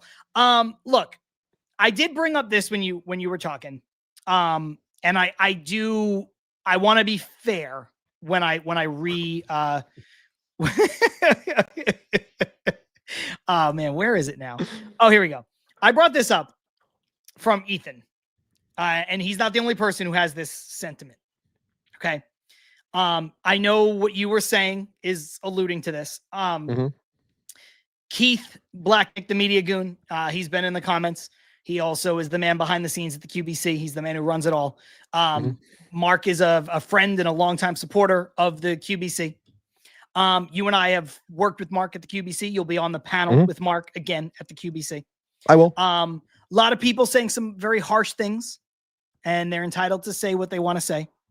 I'm not gonna blast him for this. I'm not gonna be super mean, but I do think I think he deserves to go in the safe for the way he handled the press conference with Marcus Semien. So I know you were alluding to it. I will just say it flat out. We've been pretty direct on this show before. I like Mark. I don't have a real issue with Mark. I have no problem with Mark. No, I'll say this. I disagree with Mark constantly on Twitter. He does. On things that he says. And I will not be afraid to say it. It was, and you know what? I will keep saying, Mark is a buddy, but he definitely needs to be put in the safe to keep him safe. No, I will bring this up to be fair. I think this is spot on too. I do. And in the interest of fairness, I agree. Lazy Mary saying Mark's opinion wasn't the issue. And the reason why I bring this up is because Lazy Mary and I, before the break, just disagreed on something very similar about sentiment and rationality. And Lazy Mary, I think it's fair to say, is in Mark's camp as far as feeling some emotion. So for Lazy to say this, I think it's very spot on, and I think it's very fair, and I think it's very appropriate to pull up, and I think it encapsulates what I'm trying to say, which is Mark's opinion wasn't the issue. The way Mark, as a journalist in all caps, formulated that question was embarrassing. And I agree with that. I think Mark, more than anything else, did himself a bit of a disservice. I think Mark, has had the opportunity, not just that one time, but at other times, to cover the sport, to cover the Mets. He's had press passes and credentials and all this stuff. And again, by all accounts, by and large, he's done a good job with that over the body of his career. I thought if you can't, in that moment, separate your fandom from your business as a journalist, then maybe don't take the invitation, don't ask the question. I think that's fair. I think the biggest problem that I really had with it also was I heard Mark in a space, and I would say this, and I will bring this up to him when I see him at the QBC, so it's not like I'm talking behind somebody's back, because I'll say this to him.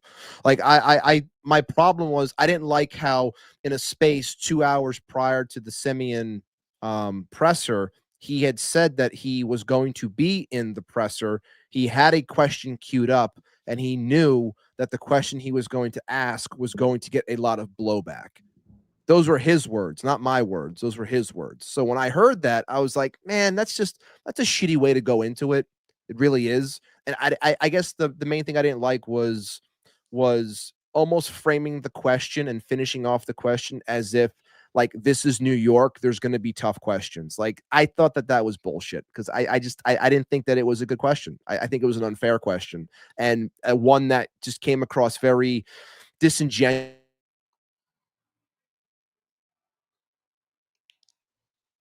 towards Marcus, and I think that was fair. Yeah, I think that's a really good way to put it. I did not know that on the space he telegraphed it either, and I think that only adds to it. Look, this is not going to be the Mark Healy beat up show, right? Like, but no, it's not that. No, I do think, and again, you and I have worked with him personally, no issues with him personally, and this is something that I will say to him in person when we see him at QVC as well. Yeah. I just think, also to kind of call your shot of like, hey, yeah, this question's going to ruffle some feathers. Like, just ask the question, man. Like, if you want to just be like, if you want to ask that question, there's a way to ask that question too. And we can say that. You and I have interviewed players and coaches and GMs and media personalities at the QBC and here on this show.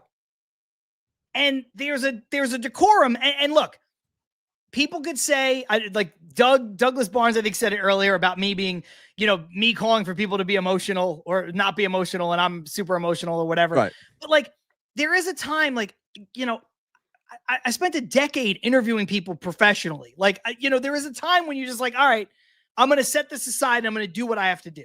And so I do think, I do think it was a tough day. Keith saying I beat up Healy and Tex all the time. I do think, and like Keith said, like I just brought up a moment ago, there are ways to ask that question, and Mark didn't ask it that way. So look, you know what? Keith and Mark are friends. Keith and Mark are collaborators, and Keith is saying it. So it's just our efforts to be as fair as we can be on this show all the time. Yeah. Here we are. Yeah, and I just think that the fact that he was so adamant about the Nimmo stuff, and then he asked the question the way that he does, like I said, it just comes across. It comes across wrong. I feel like there should be. And I'm not a journalist. I'm not.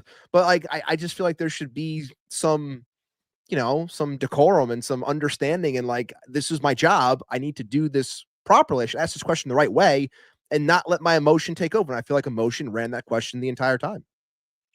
Very well said. Good counterpoint from Joe DeMayo. Yeah, but Keith is also a big bully. So. That is true. That is true. Carson saying you're supposed to be a professional, act like it's simple concept. So we don't need to beat a dead horse on that. Especially like my follow-up to that would just be, especially when the media is always telling players to be professional. Like, well, then follow your own word and also be professional. That is fair. That is fair. Nothing else to say about that. Ibby, look, we're well into the second half of this show. I know some people said they were going to dip out of here at 7:00, which it is now on the East Coast, to watch the Rangers, and Stranger Things premieres in an hour or whatever the case is. We'll be out of here before the premiere of Stranger Things. If you're trying to watch the Ranger game, God bless or whatever. But Ibby, the other side of this trade is what's next. The other side of this trade between Brandon Nimmo and Semien, the Rangers and the Mets, is the flexibility that it creates. It's what I've been championing on Twitter. It's what a lot of people are excited about, and it should make this offseason more exciting, like you said at the top of the show. Mm-hmm. So the what's next is kind of this nebulous thing. Somebody said before, it was Ocean View said, well, what about the starting pitching? Mm-hmm. What about the outfield? What happens with Pete Alonso? There's a lot of places we could take this. So I'm just going to kick it over to you. Mm-hmm. What is next if Ibby is running the Mets? Because all we can do at this point is speculate. There are free agents that fit the team. There are trades which are harder to predict because you and I are not in the front office of these teams. We're not on phone calls. We can speculate on trades, but it's even harder than free agents. So, and if the Nimmo trade proved anything, it's that it's really, really hard to tell what's going to happen as far as trades go. So if Ibby was running the Mets, where are you going? Where are you going next? The simple thing that I'm going to keep on saying, and I'm going to keep on saying until it happens, and that is lock up Edwin Diaz. Like I need to stop the bleeding in my bullpen. I need to have Edwin Diaz back. So it starts with the in-house. Like the in-house is Edwin Diaz and Pete Alonso, and it's figuring out, can these things get done? And if not, I need to pivot and move forward doing something else, because the Pete market also is indicative of what you're going to do really when it comes to the outfield. If you're truly going to go all out for a Bellinger or a Tucker, more so a Tucker, in my opinion, because of contract. Like you could sell me again, like we have been on the show about Pete and Cody potentially being on the same team, and how you eloquently put it last week of how it makes sense. And it does. Like you could sell me on that maybe, but you have to figure out what's going on with Pete. That's the number one spot you have to go to. That's the place where I start and I say, Edwin, here is 4 years, $88 million. Let's close this right now. And if he says, I want 5 years, you hem and haw over some money, do what you have to do, get the deal done. That's the number one thing. That's where I am going right now. I'm not focusing on left field at the moment. I'm not even focusing so much on Pete at the moment. I'm saying that those two things are at the forefront, but really my thing right now, Get Edwin Diaz signed and end this nonsense when it comes to the bullpen. You need him. Hard to disagree with a lot of that. I don't want to just parrot everything that you said or just, agree with you and say it in my own way. So the one thing that I'll add to it is, we joked before about who's repped by Boris and what that means and how Boris can play teams against players and players against teams and teams against other teams. Edwin Diaz is not repped by Scott Boris. He is not. Last time Edwin Diaz was a free agent, I know it's different now. It's already different because he signed during the exclusive window with the Mets, and he is out there, as is his right, testing free agency. Think if you put the kind of deal that you just described to Edwin Diaz in front of Edwin Diaz and his camp, and you say, here's our offer. It's 4 years, whatever. Would you say 88 million? 4 years, 88 million. That's been my guess so far. Yeah. Here's 4 years, 88 million. Take it. Think about it. Go ask around. Before you do anything, come back to us. I think that with Edwin, with the relationship that Diaz has with this front office, with this owner, with this team, with this fan base, I think he's the kind of guy that will do that in earnest and legitimately come back and say, listen, I got a 5-year offer. Are you going to match it? If not, I'm going, but I am going to give you the right of first refusal. I think because of everything I just mentioned and because his agent is not Scott Boras, I think that's possible. Now, obviously, Boras will always come back because he's going to try to get the most money, and he's always pitting people against people and all that stuff. But I think you can play that game with him. I think it's harder to play that game with Pete. I agree. I do agree with you, too, that the most important moves for the Mets right now are the 2 in-house free agents. Because like we said last week, like I said on Straight Outta Flushing a couple days ago, Edwin Diaz on this team is irreplaceable. And I know Joe DeMayo is in the comments. Shout out Joe DeMayo. Shout out the Mets pod. They said it on their show, I think 2 weeks ago. If you're Steve Cohen and you have the most money and you can go and you could buy the best guy, go out and pay for the best guy. The best guy is far and away Edwin Diaz. So go get that one done. And he's done it here. Now, Pete is also very important. And I do think, and we can take the conversation this way in a moment, I do think, like I said at the end of the first half, there is a better avenue to maintain Pete or a easier avenue to retain Pete than there was before Nimmo was gone. But I can be sold on a combination of players that makes the Mets as good as Pete Alonso would, or maybe even better. There's a combination of players that you can talk me into. And again, I'll just throw out hypotheticals. You say it's Bregman and Bellinger. Okay, neither one of them is Pete, but together, and then you move things around, and maybe Beatty plays first. I'm just saying there's a way.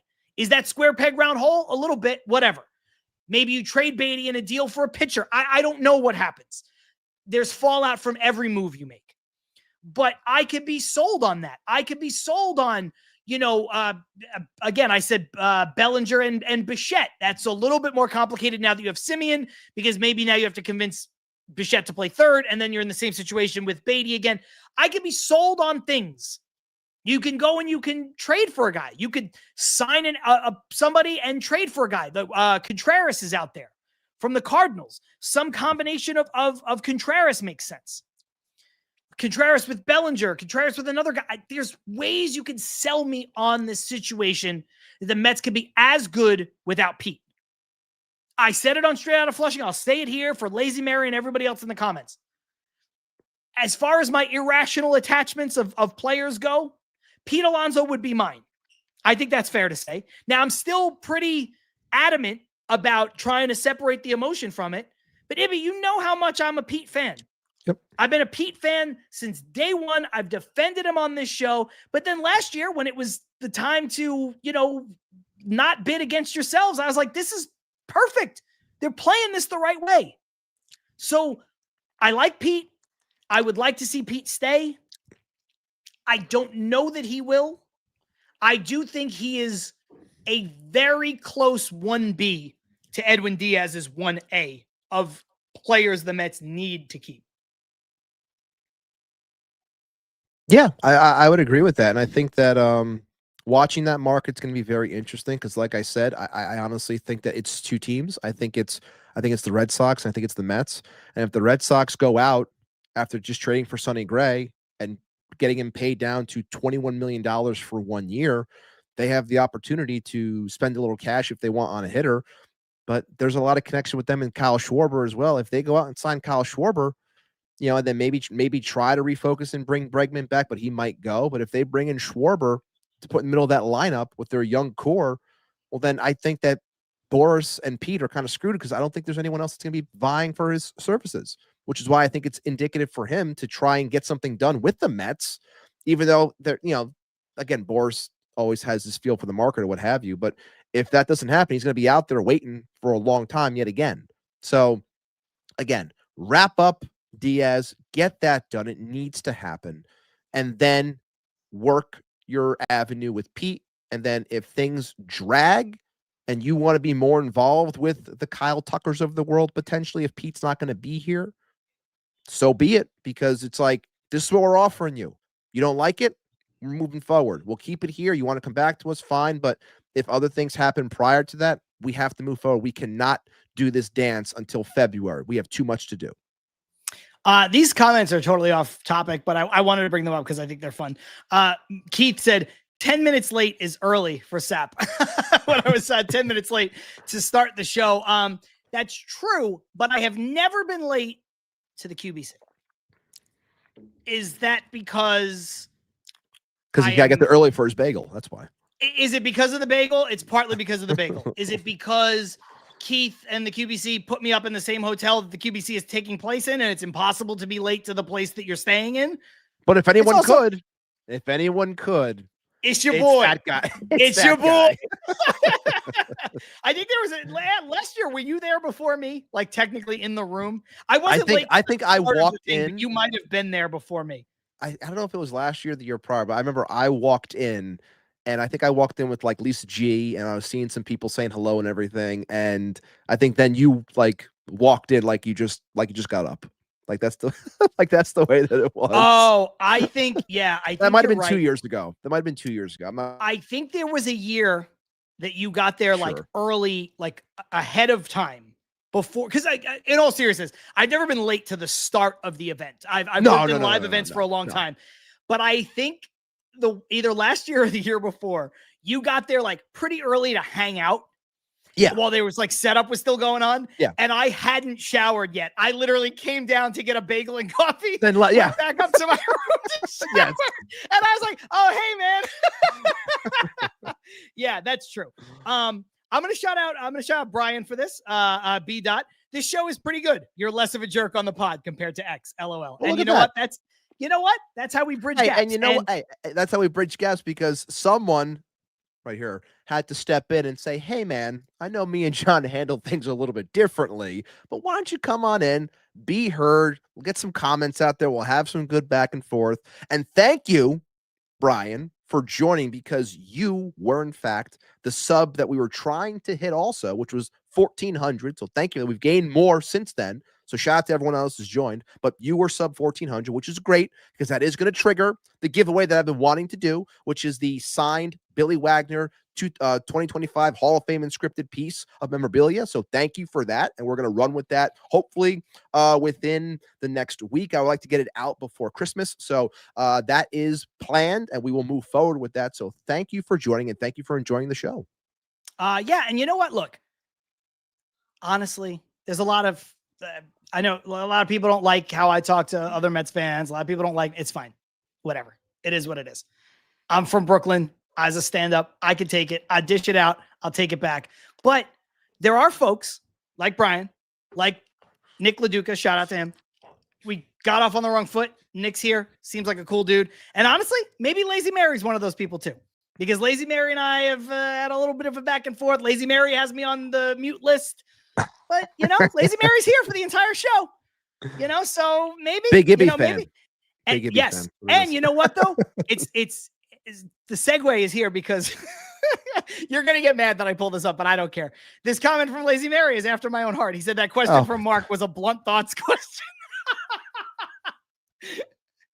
So you guys are going to get me beaten up at the QBC. That's what's going to happen. Listen, I'm going to be the one who gets jumped over all this nonsense. Say what you want about Mark Healy. I've never seen that guy hanging onto the side of Carlos Mendoza's car. No, I'm just, yeah. Thanks, Joe's Joe. also here. Joe, what the hell, man? Thanks, Joe. Joe, I get enough of this. Come on, man. That's, real quick. That is a full circle moment. So thank you, Joe, because when this is episode 220, episode 1, when it dropped on our previous network that we were on, I had said to the person that was running everything, like, hey, he said, like, he had mentioned about when it dropped the post and everything. And I said, hey, if I could get Joe DeMayo to listen to this show, that'd be fantastic. Because I always thought that Joe was like the measuring stick of Mets Twitter. I enjoyed his take. He was always measured and things like that. I said, if I can get Joe to listen, that's a huge win for me. Joe responded right away. And he said, I will listen. And then he showed me that he was listening on whatever it was, Apple, whatever it was, Spotify, whatever. I remember it was posted. So full circle moment. Thank you, Joe. I appreciate it. Listen, Joe's a great dude. So love you, Joe. That's cool. But you're talking really glowingly about Joe. You got a co-host right here. Joe's got a show. He's got a co-host. Be careful, Ibby. Be careful. Okay, we'll talk about my co-host right here. Episode 1 that is lost in the internet because of changeovers from different places, what have you. Episode 1 is lost forever, but I can fill you guys in on episode 1. It's in the annals, all right? It's in the annals. It's in the annals. It's not going to go down in the annals if we can just quote Chris Russo for a second. Episode 1, John actually pronounced my name wrong. So yeah, we have that. So thank you, John. Yes, that's true. But we kept it in because it was about showing that this was a thing that we were going to build and get to know each other. I said, no, keep it in because this is when we just recorded the show. I said, that's no, true. We could have edited out in post. I said, nope. I said, keep it in. It's part of the whole getting to know you and how people can get to know us all on the same level. It's Matt's last name is obviously Ibanez, like the guitar. Yes. And I didn't realize, I quickly looked at it and I thought it was Ibanez, like Raul Ibanez, but I was wrong. So, that's how it goes. It's all good. Joe saying, all the love to both you guys. No, we're just having fun. Just having some fun. Shout out to you and Connor doing a tremendous job. Been trying to get Joe and Connor on the show together. But Connor's a busy guy. Connor's like on TV. Connor's schedule makes I want to get that. I want to get that difficult. I want to get that glorious hair on this show. We've got to get him on here. We do. Yeah. Stevie Mac in the comments. Ibanez. There you go. I'm used every way you could say it. I've heard it all. Look. Also, Stevie Mac here saying, my condolences to Ibby on Sonny Gray going to the Red Sox instead of us. Oh. I know you talked about it, but you love Sonny. Ibby, it seems like now with this trade, I don't want to say never, but Sonny Gray's a little older. 36, yeah. There might be a work stoppage looming. It seems as though Sonny Gray may never suit up for the New York Mets. Well, are you sure about that? Because by the time he turns 38, that might be just the right time for the Mets to sign him to come be a New York Met, because we always get guys on the back end of their career. But I could still hold out hope that I can get a Sonny Gray t-shirt jersey. You never know. You know what? I'll have to get you a Red Sox t-shirt jersey of Sonny Gray, the way that I'll take it. we got that GoFundMe working for the Nimmo jersey, the Rangers jersey from Mark Healy. Okay. Back into the Mets conversation here. Carlos Ortiz says, do you think Nimmo's trade is showing that Stearns is not interested in Pete?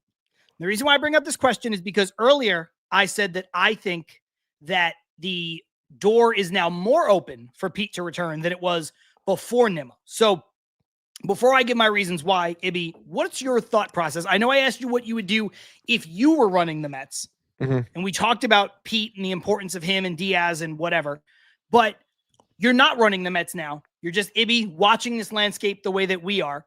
Mm-hmm.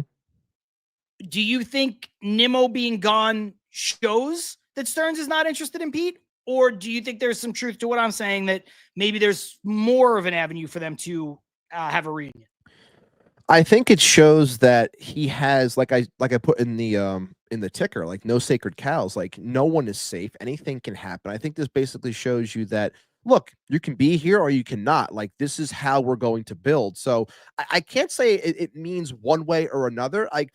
I'm very curious from a standpoint of if he means what he says and he's ready for said backlash and really putting on display what he can do as a roster builder. Because if you trade Brandon Nimmo for Marcus Semien and then you let Pete Alonso walk and you potentially let Edwin Diaz, like, if that's the way you're going to go about this, like, you got a lot of guts and you're ready to take on the heat that you were going to get from a angry media, because they're going to feed off of the anger of the fan base. But again, I don't think it means that he doesn't want him. I think that the better defense on the right side actually helps the case for Pete Alonso. I think losing Nimmo for the potential of DH actually helps Pete Alonso, because you could use him in that spot for a handful of years. But I do believe that the Mets are steadfast on what they want to offer him, and I don't think they're going to come off of that. I really don't. The interesting thing to watch, though, is if it is Mets Red Sox and the Mets are steadfast on 4 years, if the Red Sox go to 5, will the Mets budge in that sense? That's going to be the very interesting part. I'll say this. I've said that before. I think everybody in the world would rather have Pete Alonso at a 4-year commitment, no matter how much you want to keep him. It's just nice to have the flexibility. But if I'm one of those people that if I were running a team, an extra year is not going to shy me away from most players, right? It's when you start to get into 2 extra years, 3 extra years. That's when you're like, oh my God, this is becoming an overpay. If you're willing to go to 4 easily, you can stomach 5. That's my John is running things tidbit. The way I see this, I agree with you. I do think there's a part of this that's like, look, man, nobody is sacred. If I'm trading Nimmo, no one is off the table except for Lindor, Soto, and probably McLean. Those are the guys that Stearns is keeping, right? And you maybe, the way he's talking about Carson Benj, you might want to include Carson Benj in that conversation. Although I don't think that if you could trade for Fernando Tatis Jr. and you needed to include Carson Benj, I think maybe they would. I think that's the one guy that you would, let him be the headliner in that deal. Also because he becomes a little bit more of a redundant player at that point. But I digress.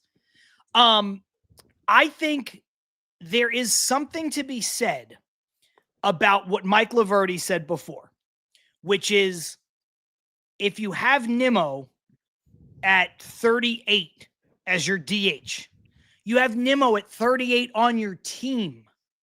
How are you locking in another guy who is going to need to get more time at DH because you're going to need to be more athletic in other spots?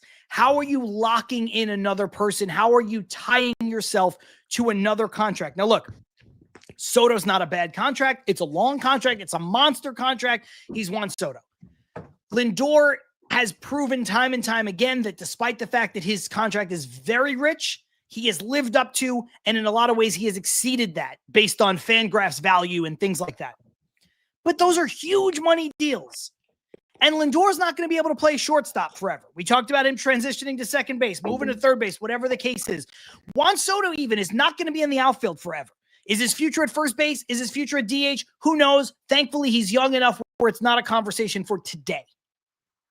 But with Nimmo, you really have to have this conversation of, can we have Pete and Nimmo on the same team as they're hitting 35, 36 years old?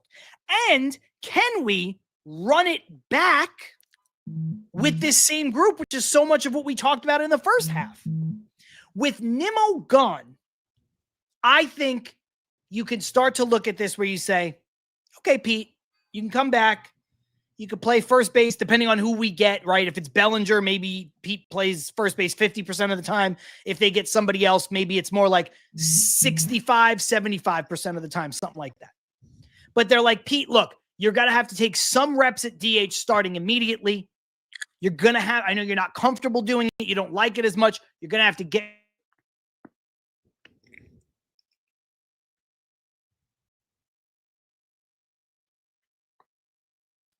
That was weird. Our video dropped out. Are we still here? Oh, I'm here. I wasn't weird. sure. My video dropped out for like 10 seconds, 5 seconds. Oh. Anyway, I think the point is you have Pete. You don't have this clear trajectory of a DH. And even if you brought back Pete, it's not like he has to be the guy where you lock down DH and you bottleneck it up and that's it. He could still play some first. And I think with Nimmo off the roster, you've opened up the avenue for that. The other thing that I'll bring up, and this is something I've been saying on this show since we started the show, I do think it's a little frustrating, and you know I've always said this, that Jeff McNeil, and to a slightly lesser extent because of how it went down and because of what he's meant to the team, Brandon Nimmo got taken care of with contracts before Pete Alonso did. I know people like Brandon Nimmo, and you should, but there is no question who's the better player, Pete Alonso or Brandon Nimmo. So I think if Stearns was here, McNeil doesn't get that extension. And I think that Brandon Nimmo doesn't sign that deal and he's playing for the Rockies or the San Francisco Giants or something. And Pete Alonso's probably signed. So now that Nimmo is out of here and Jeff McNeil is maybe on his way out, and if not, at least he's on a one-year deal, all of a sudden the path to the Mets and Pete Alonso being together forever is much cleaner. It's a long way to say, Carlos, I think it's the opposite of the question you're asking. To me. I think that's fair. This could just further be, whether you're talking about Nimmo, whether you're talking about McNeil, the further cleansing, if you will, of signings when it comes to Billy Epler. I think it's part of it too. If what? It's the further cleansing of the team. Oh, yes. From Billy Epler signings. And listen, I think Billy Epler did a lot of good, and I think Billy Epler did some bad, right? Like, I think Billy Epler is a different kind of GM. I said on the show prior to the thing that got him kicked off the Mets, that nonsense about the Phantom IL, you know, the Mets were prepared. David Stearns was prepared to have Billy Epler be his GM.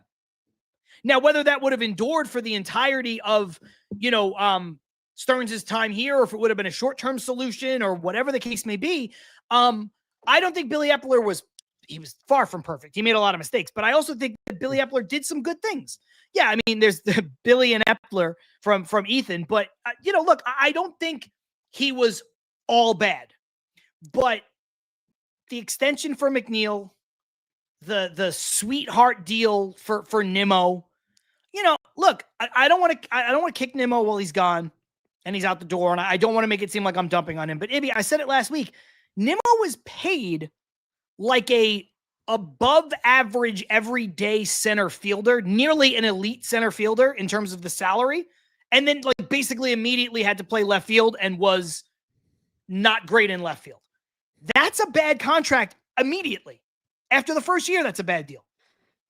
Yeah, because when you're not being able to perform or provide like again, like we said, the yearly is fine, but when you have a corner outfielder, you're expecting, you know, bigger numbers, if you will. Brandon's been fine these last handful of years, and 25, 90, and so on and so forth. But like, you're signed as a center fielder, and you couldn't really do it moving forward because it was seen how, you know, sprint speed goes down and being able to cover that amount of ground when they basically 1 year after decide to go after Harrison Bader as a better defender. And we all know that Harrison Bader is a much better defender than Brandon Nimmo. And then you slide him to left. And yes, Nimmo in left is a much better defender than Nimmo in center, especially as he aged. But we started to see that it was, you know, going downhill. And even though he was fine in spots in 25, you could still tell, again, it was hard to watch him sometimes run, and it was hard to watch him throw sometimes too. Like he would try to put his body into all of it, and the ball still wasn't going anywhere. I know everyone wants to call him a noodle arm, but I'm not going to put him down in that sense. But there was a lot of questioning when it came to the way he was moving and the way he would throw the ball, which when you're an outfielder, that ing things down and having a solid arm. But, it's just all in all, it was the right thing to do. And, like I said, I wish him all the best. We have some time left. Let's finish out the show talking about, I think, the last piece of the fallout from this trade, which is the outfield spot. The Mets are now in a situation where on the 40-man roster, as far as outfielders go, there is Juan Soto, there is Tyrone Taylor, who the Mets agreed to an arbitration number with. There is Nick Morabito, who got added to the 40-man to be protected from the Rule 5 draft, but he's not going to play a factor in at least the start of this season, but probably not at all when you consider how much closer Jet Williams and Carson Benj are to the major leagues, despite not being on the 40-man yet. But you've got Juan Soto, Tyrone Taylor, Nick Morabito, and I think they have Jared Young listed as a outfielder on the 40-man roster. And I think that's it. So they're going to need some other players in the outfield now that they've traded Brandon Nimmo. Ibby, I know I've been the Cody Bellinger guy. I know you love Kyle Tucker. I know we talked about whether or not Kyle Tucker was a realistic option or not. Now that Nimmo is gone, just in the outfield, where do you see them going? They can go Duran, maybe a trade route if they want to go that way, if Boston makes him available. Maybe Buxton is something worth revisiting. Maybe it's Tucker if they want to go really high, like shoot really high. Maybe it's Bellinger. He seems like the most realistic fit of everybody. Obviously, everybody's wish, hope, and dream would be Fernando Tatis Jr., but I'm not holding my breath. Where do you see them going? They're going to have to add outfielders. They could go lesser. They could have a reunion with Harrison Bader. They could go for lesser players in that regard.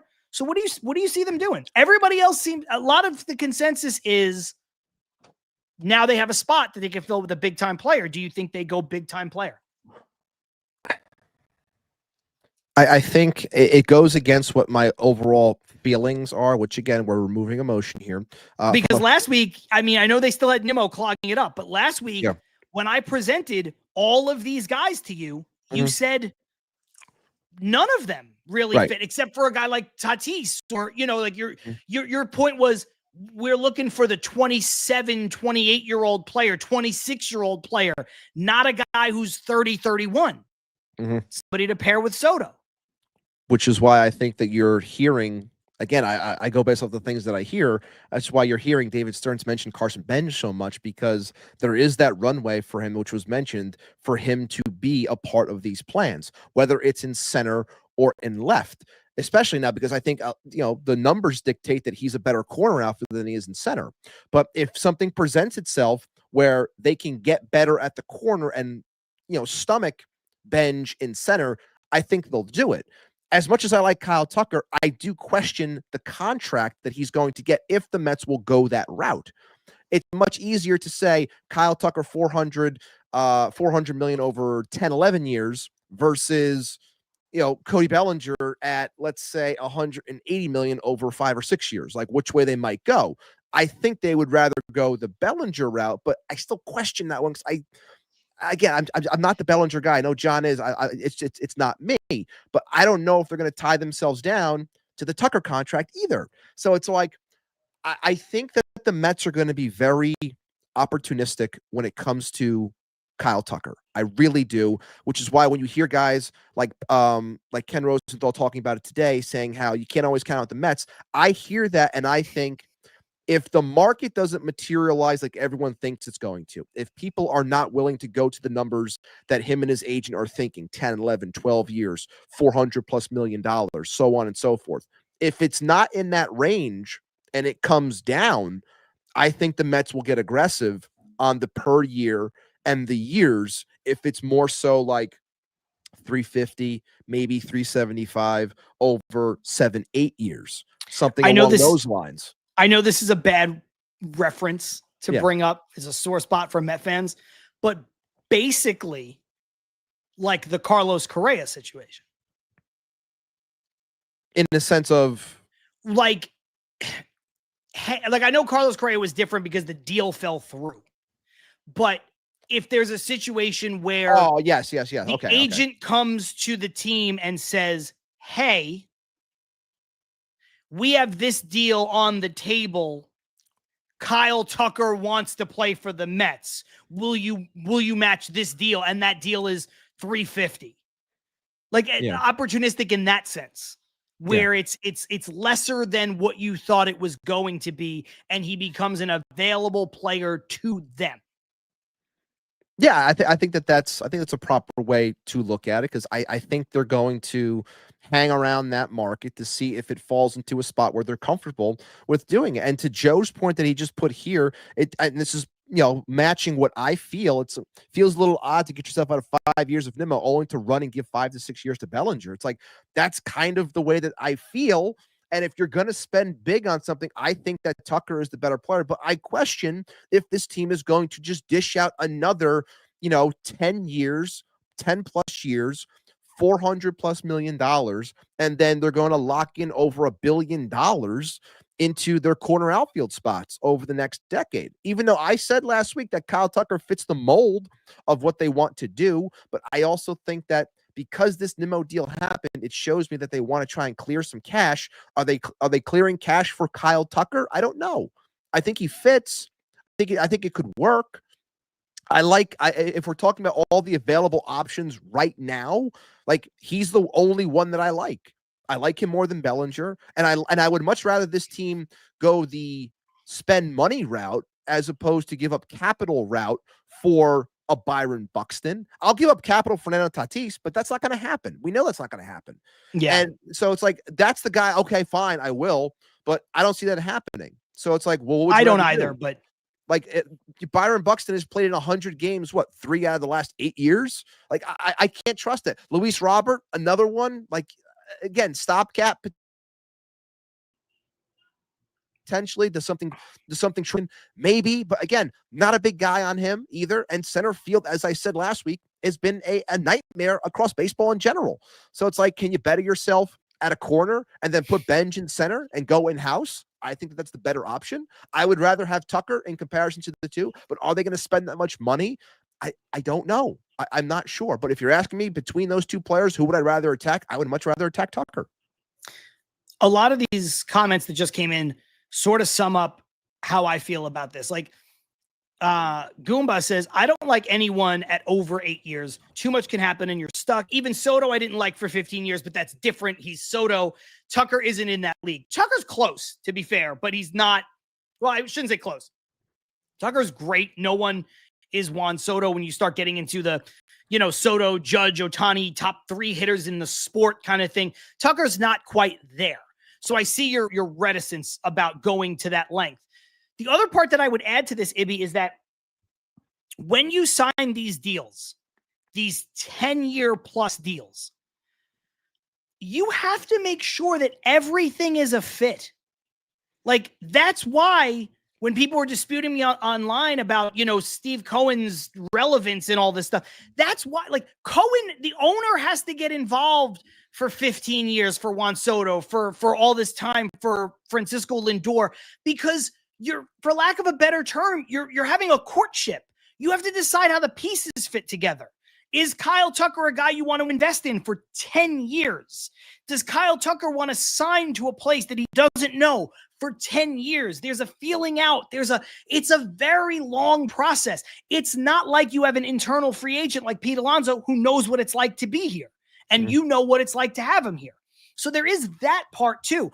I agree with you. He's the best player. So get me the best player. I'm not going to complain. But there is this other thing, not just about injuries, not just about, what does that contract look like at year 10? It's just, do you want to commit that length when you already have Lindor and Soto for that length? I understand the hesitancy too Lazy Mary says both Belly and Tucker make me worry when it comes to health, but Fair. I think Bellinger fits this team really well. That would be my one thing to dispute. It's been what I've said every single time. I get what Joe DeMayo said. Like, I don't want to get out from the contract from Nimmo to turn around and give it to Bellinger for 5 or 6 years. But Bellinger's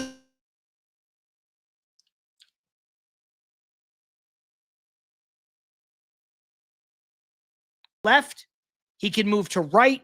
If you want to move Soto to left, he could play the bulk of first base. Like, if Jet Williams is ready and Carson Benj is ready, and now Marcus Semien's your second baseman, maybe Jet plays center and Benj plays left or right, Soto plays left, and maybe Bellinger's your first baseman. You can't really do that with Kyle Tucker. So True. His profile fits the team, but it's not a slam dunk. It's not like, yeah, this guy's great, go sign him. And I like Bellinger, and I think he's better than a lot of people are giving him credit for, but I understand the hesitancy. To go and turn around and give basically the same contract you just got out from Nimmo to a guy who's just a little bit younger, and you're going to be having the same conversation in 4 years. Which is basically you saying you plan on winning with this player under said contract in a short amount of time. Otherwise, It goes right back to the same exact thing you just had with Nimmo. That's why it's so questionable. It really is. But at the same time, you can't be like, my plan is Tyrone Taylor in center until Jet Williams is ready, and Carson Benj playing left field, and we're going with all the kids, because that didn't work last year either. Right. Because Beatty was up and down, Alvarez was up and down, Vientos was bad, Acuna was bad, Mauricio was a non-factor. You can't keep running out just kids either. So It's a tricky situation to be in. But we're going to find out, because it's only November 26th. Ibby, tomorrow is Thanksgiving. It is. We can exhale a little bit. Usually moves don't happen Thanksgiving weekend, but who knows? Who knows? Maybe they will. But we will be back next week on Wednesday. We will. To talk about the Mets. Maybe another move happens between now and then. I don't know. Something happens. I don't know. But we've been here for 2 hours. We should go. We should exhale. Anything we didn't get to? Anything you want to say before we get out of here? The only thing I got to say is happy Thanksgiving, everyone. Thankful for everyone in the chat. Thankful for everyone that supports this show and has been rocking with us for as long as you have, whether it's the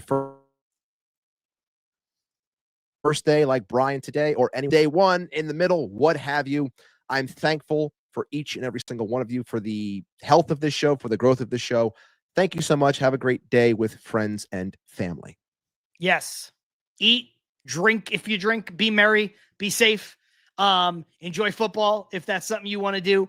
Thanksgiving can be complicated for holiday for some people with family and other things going on, but it should be in a lot of ways a very straightforward holiday where you just get to spend some time with some people you care about and eat some good food.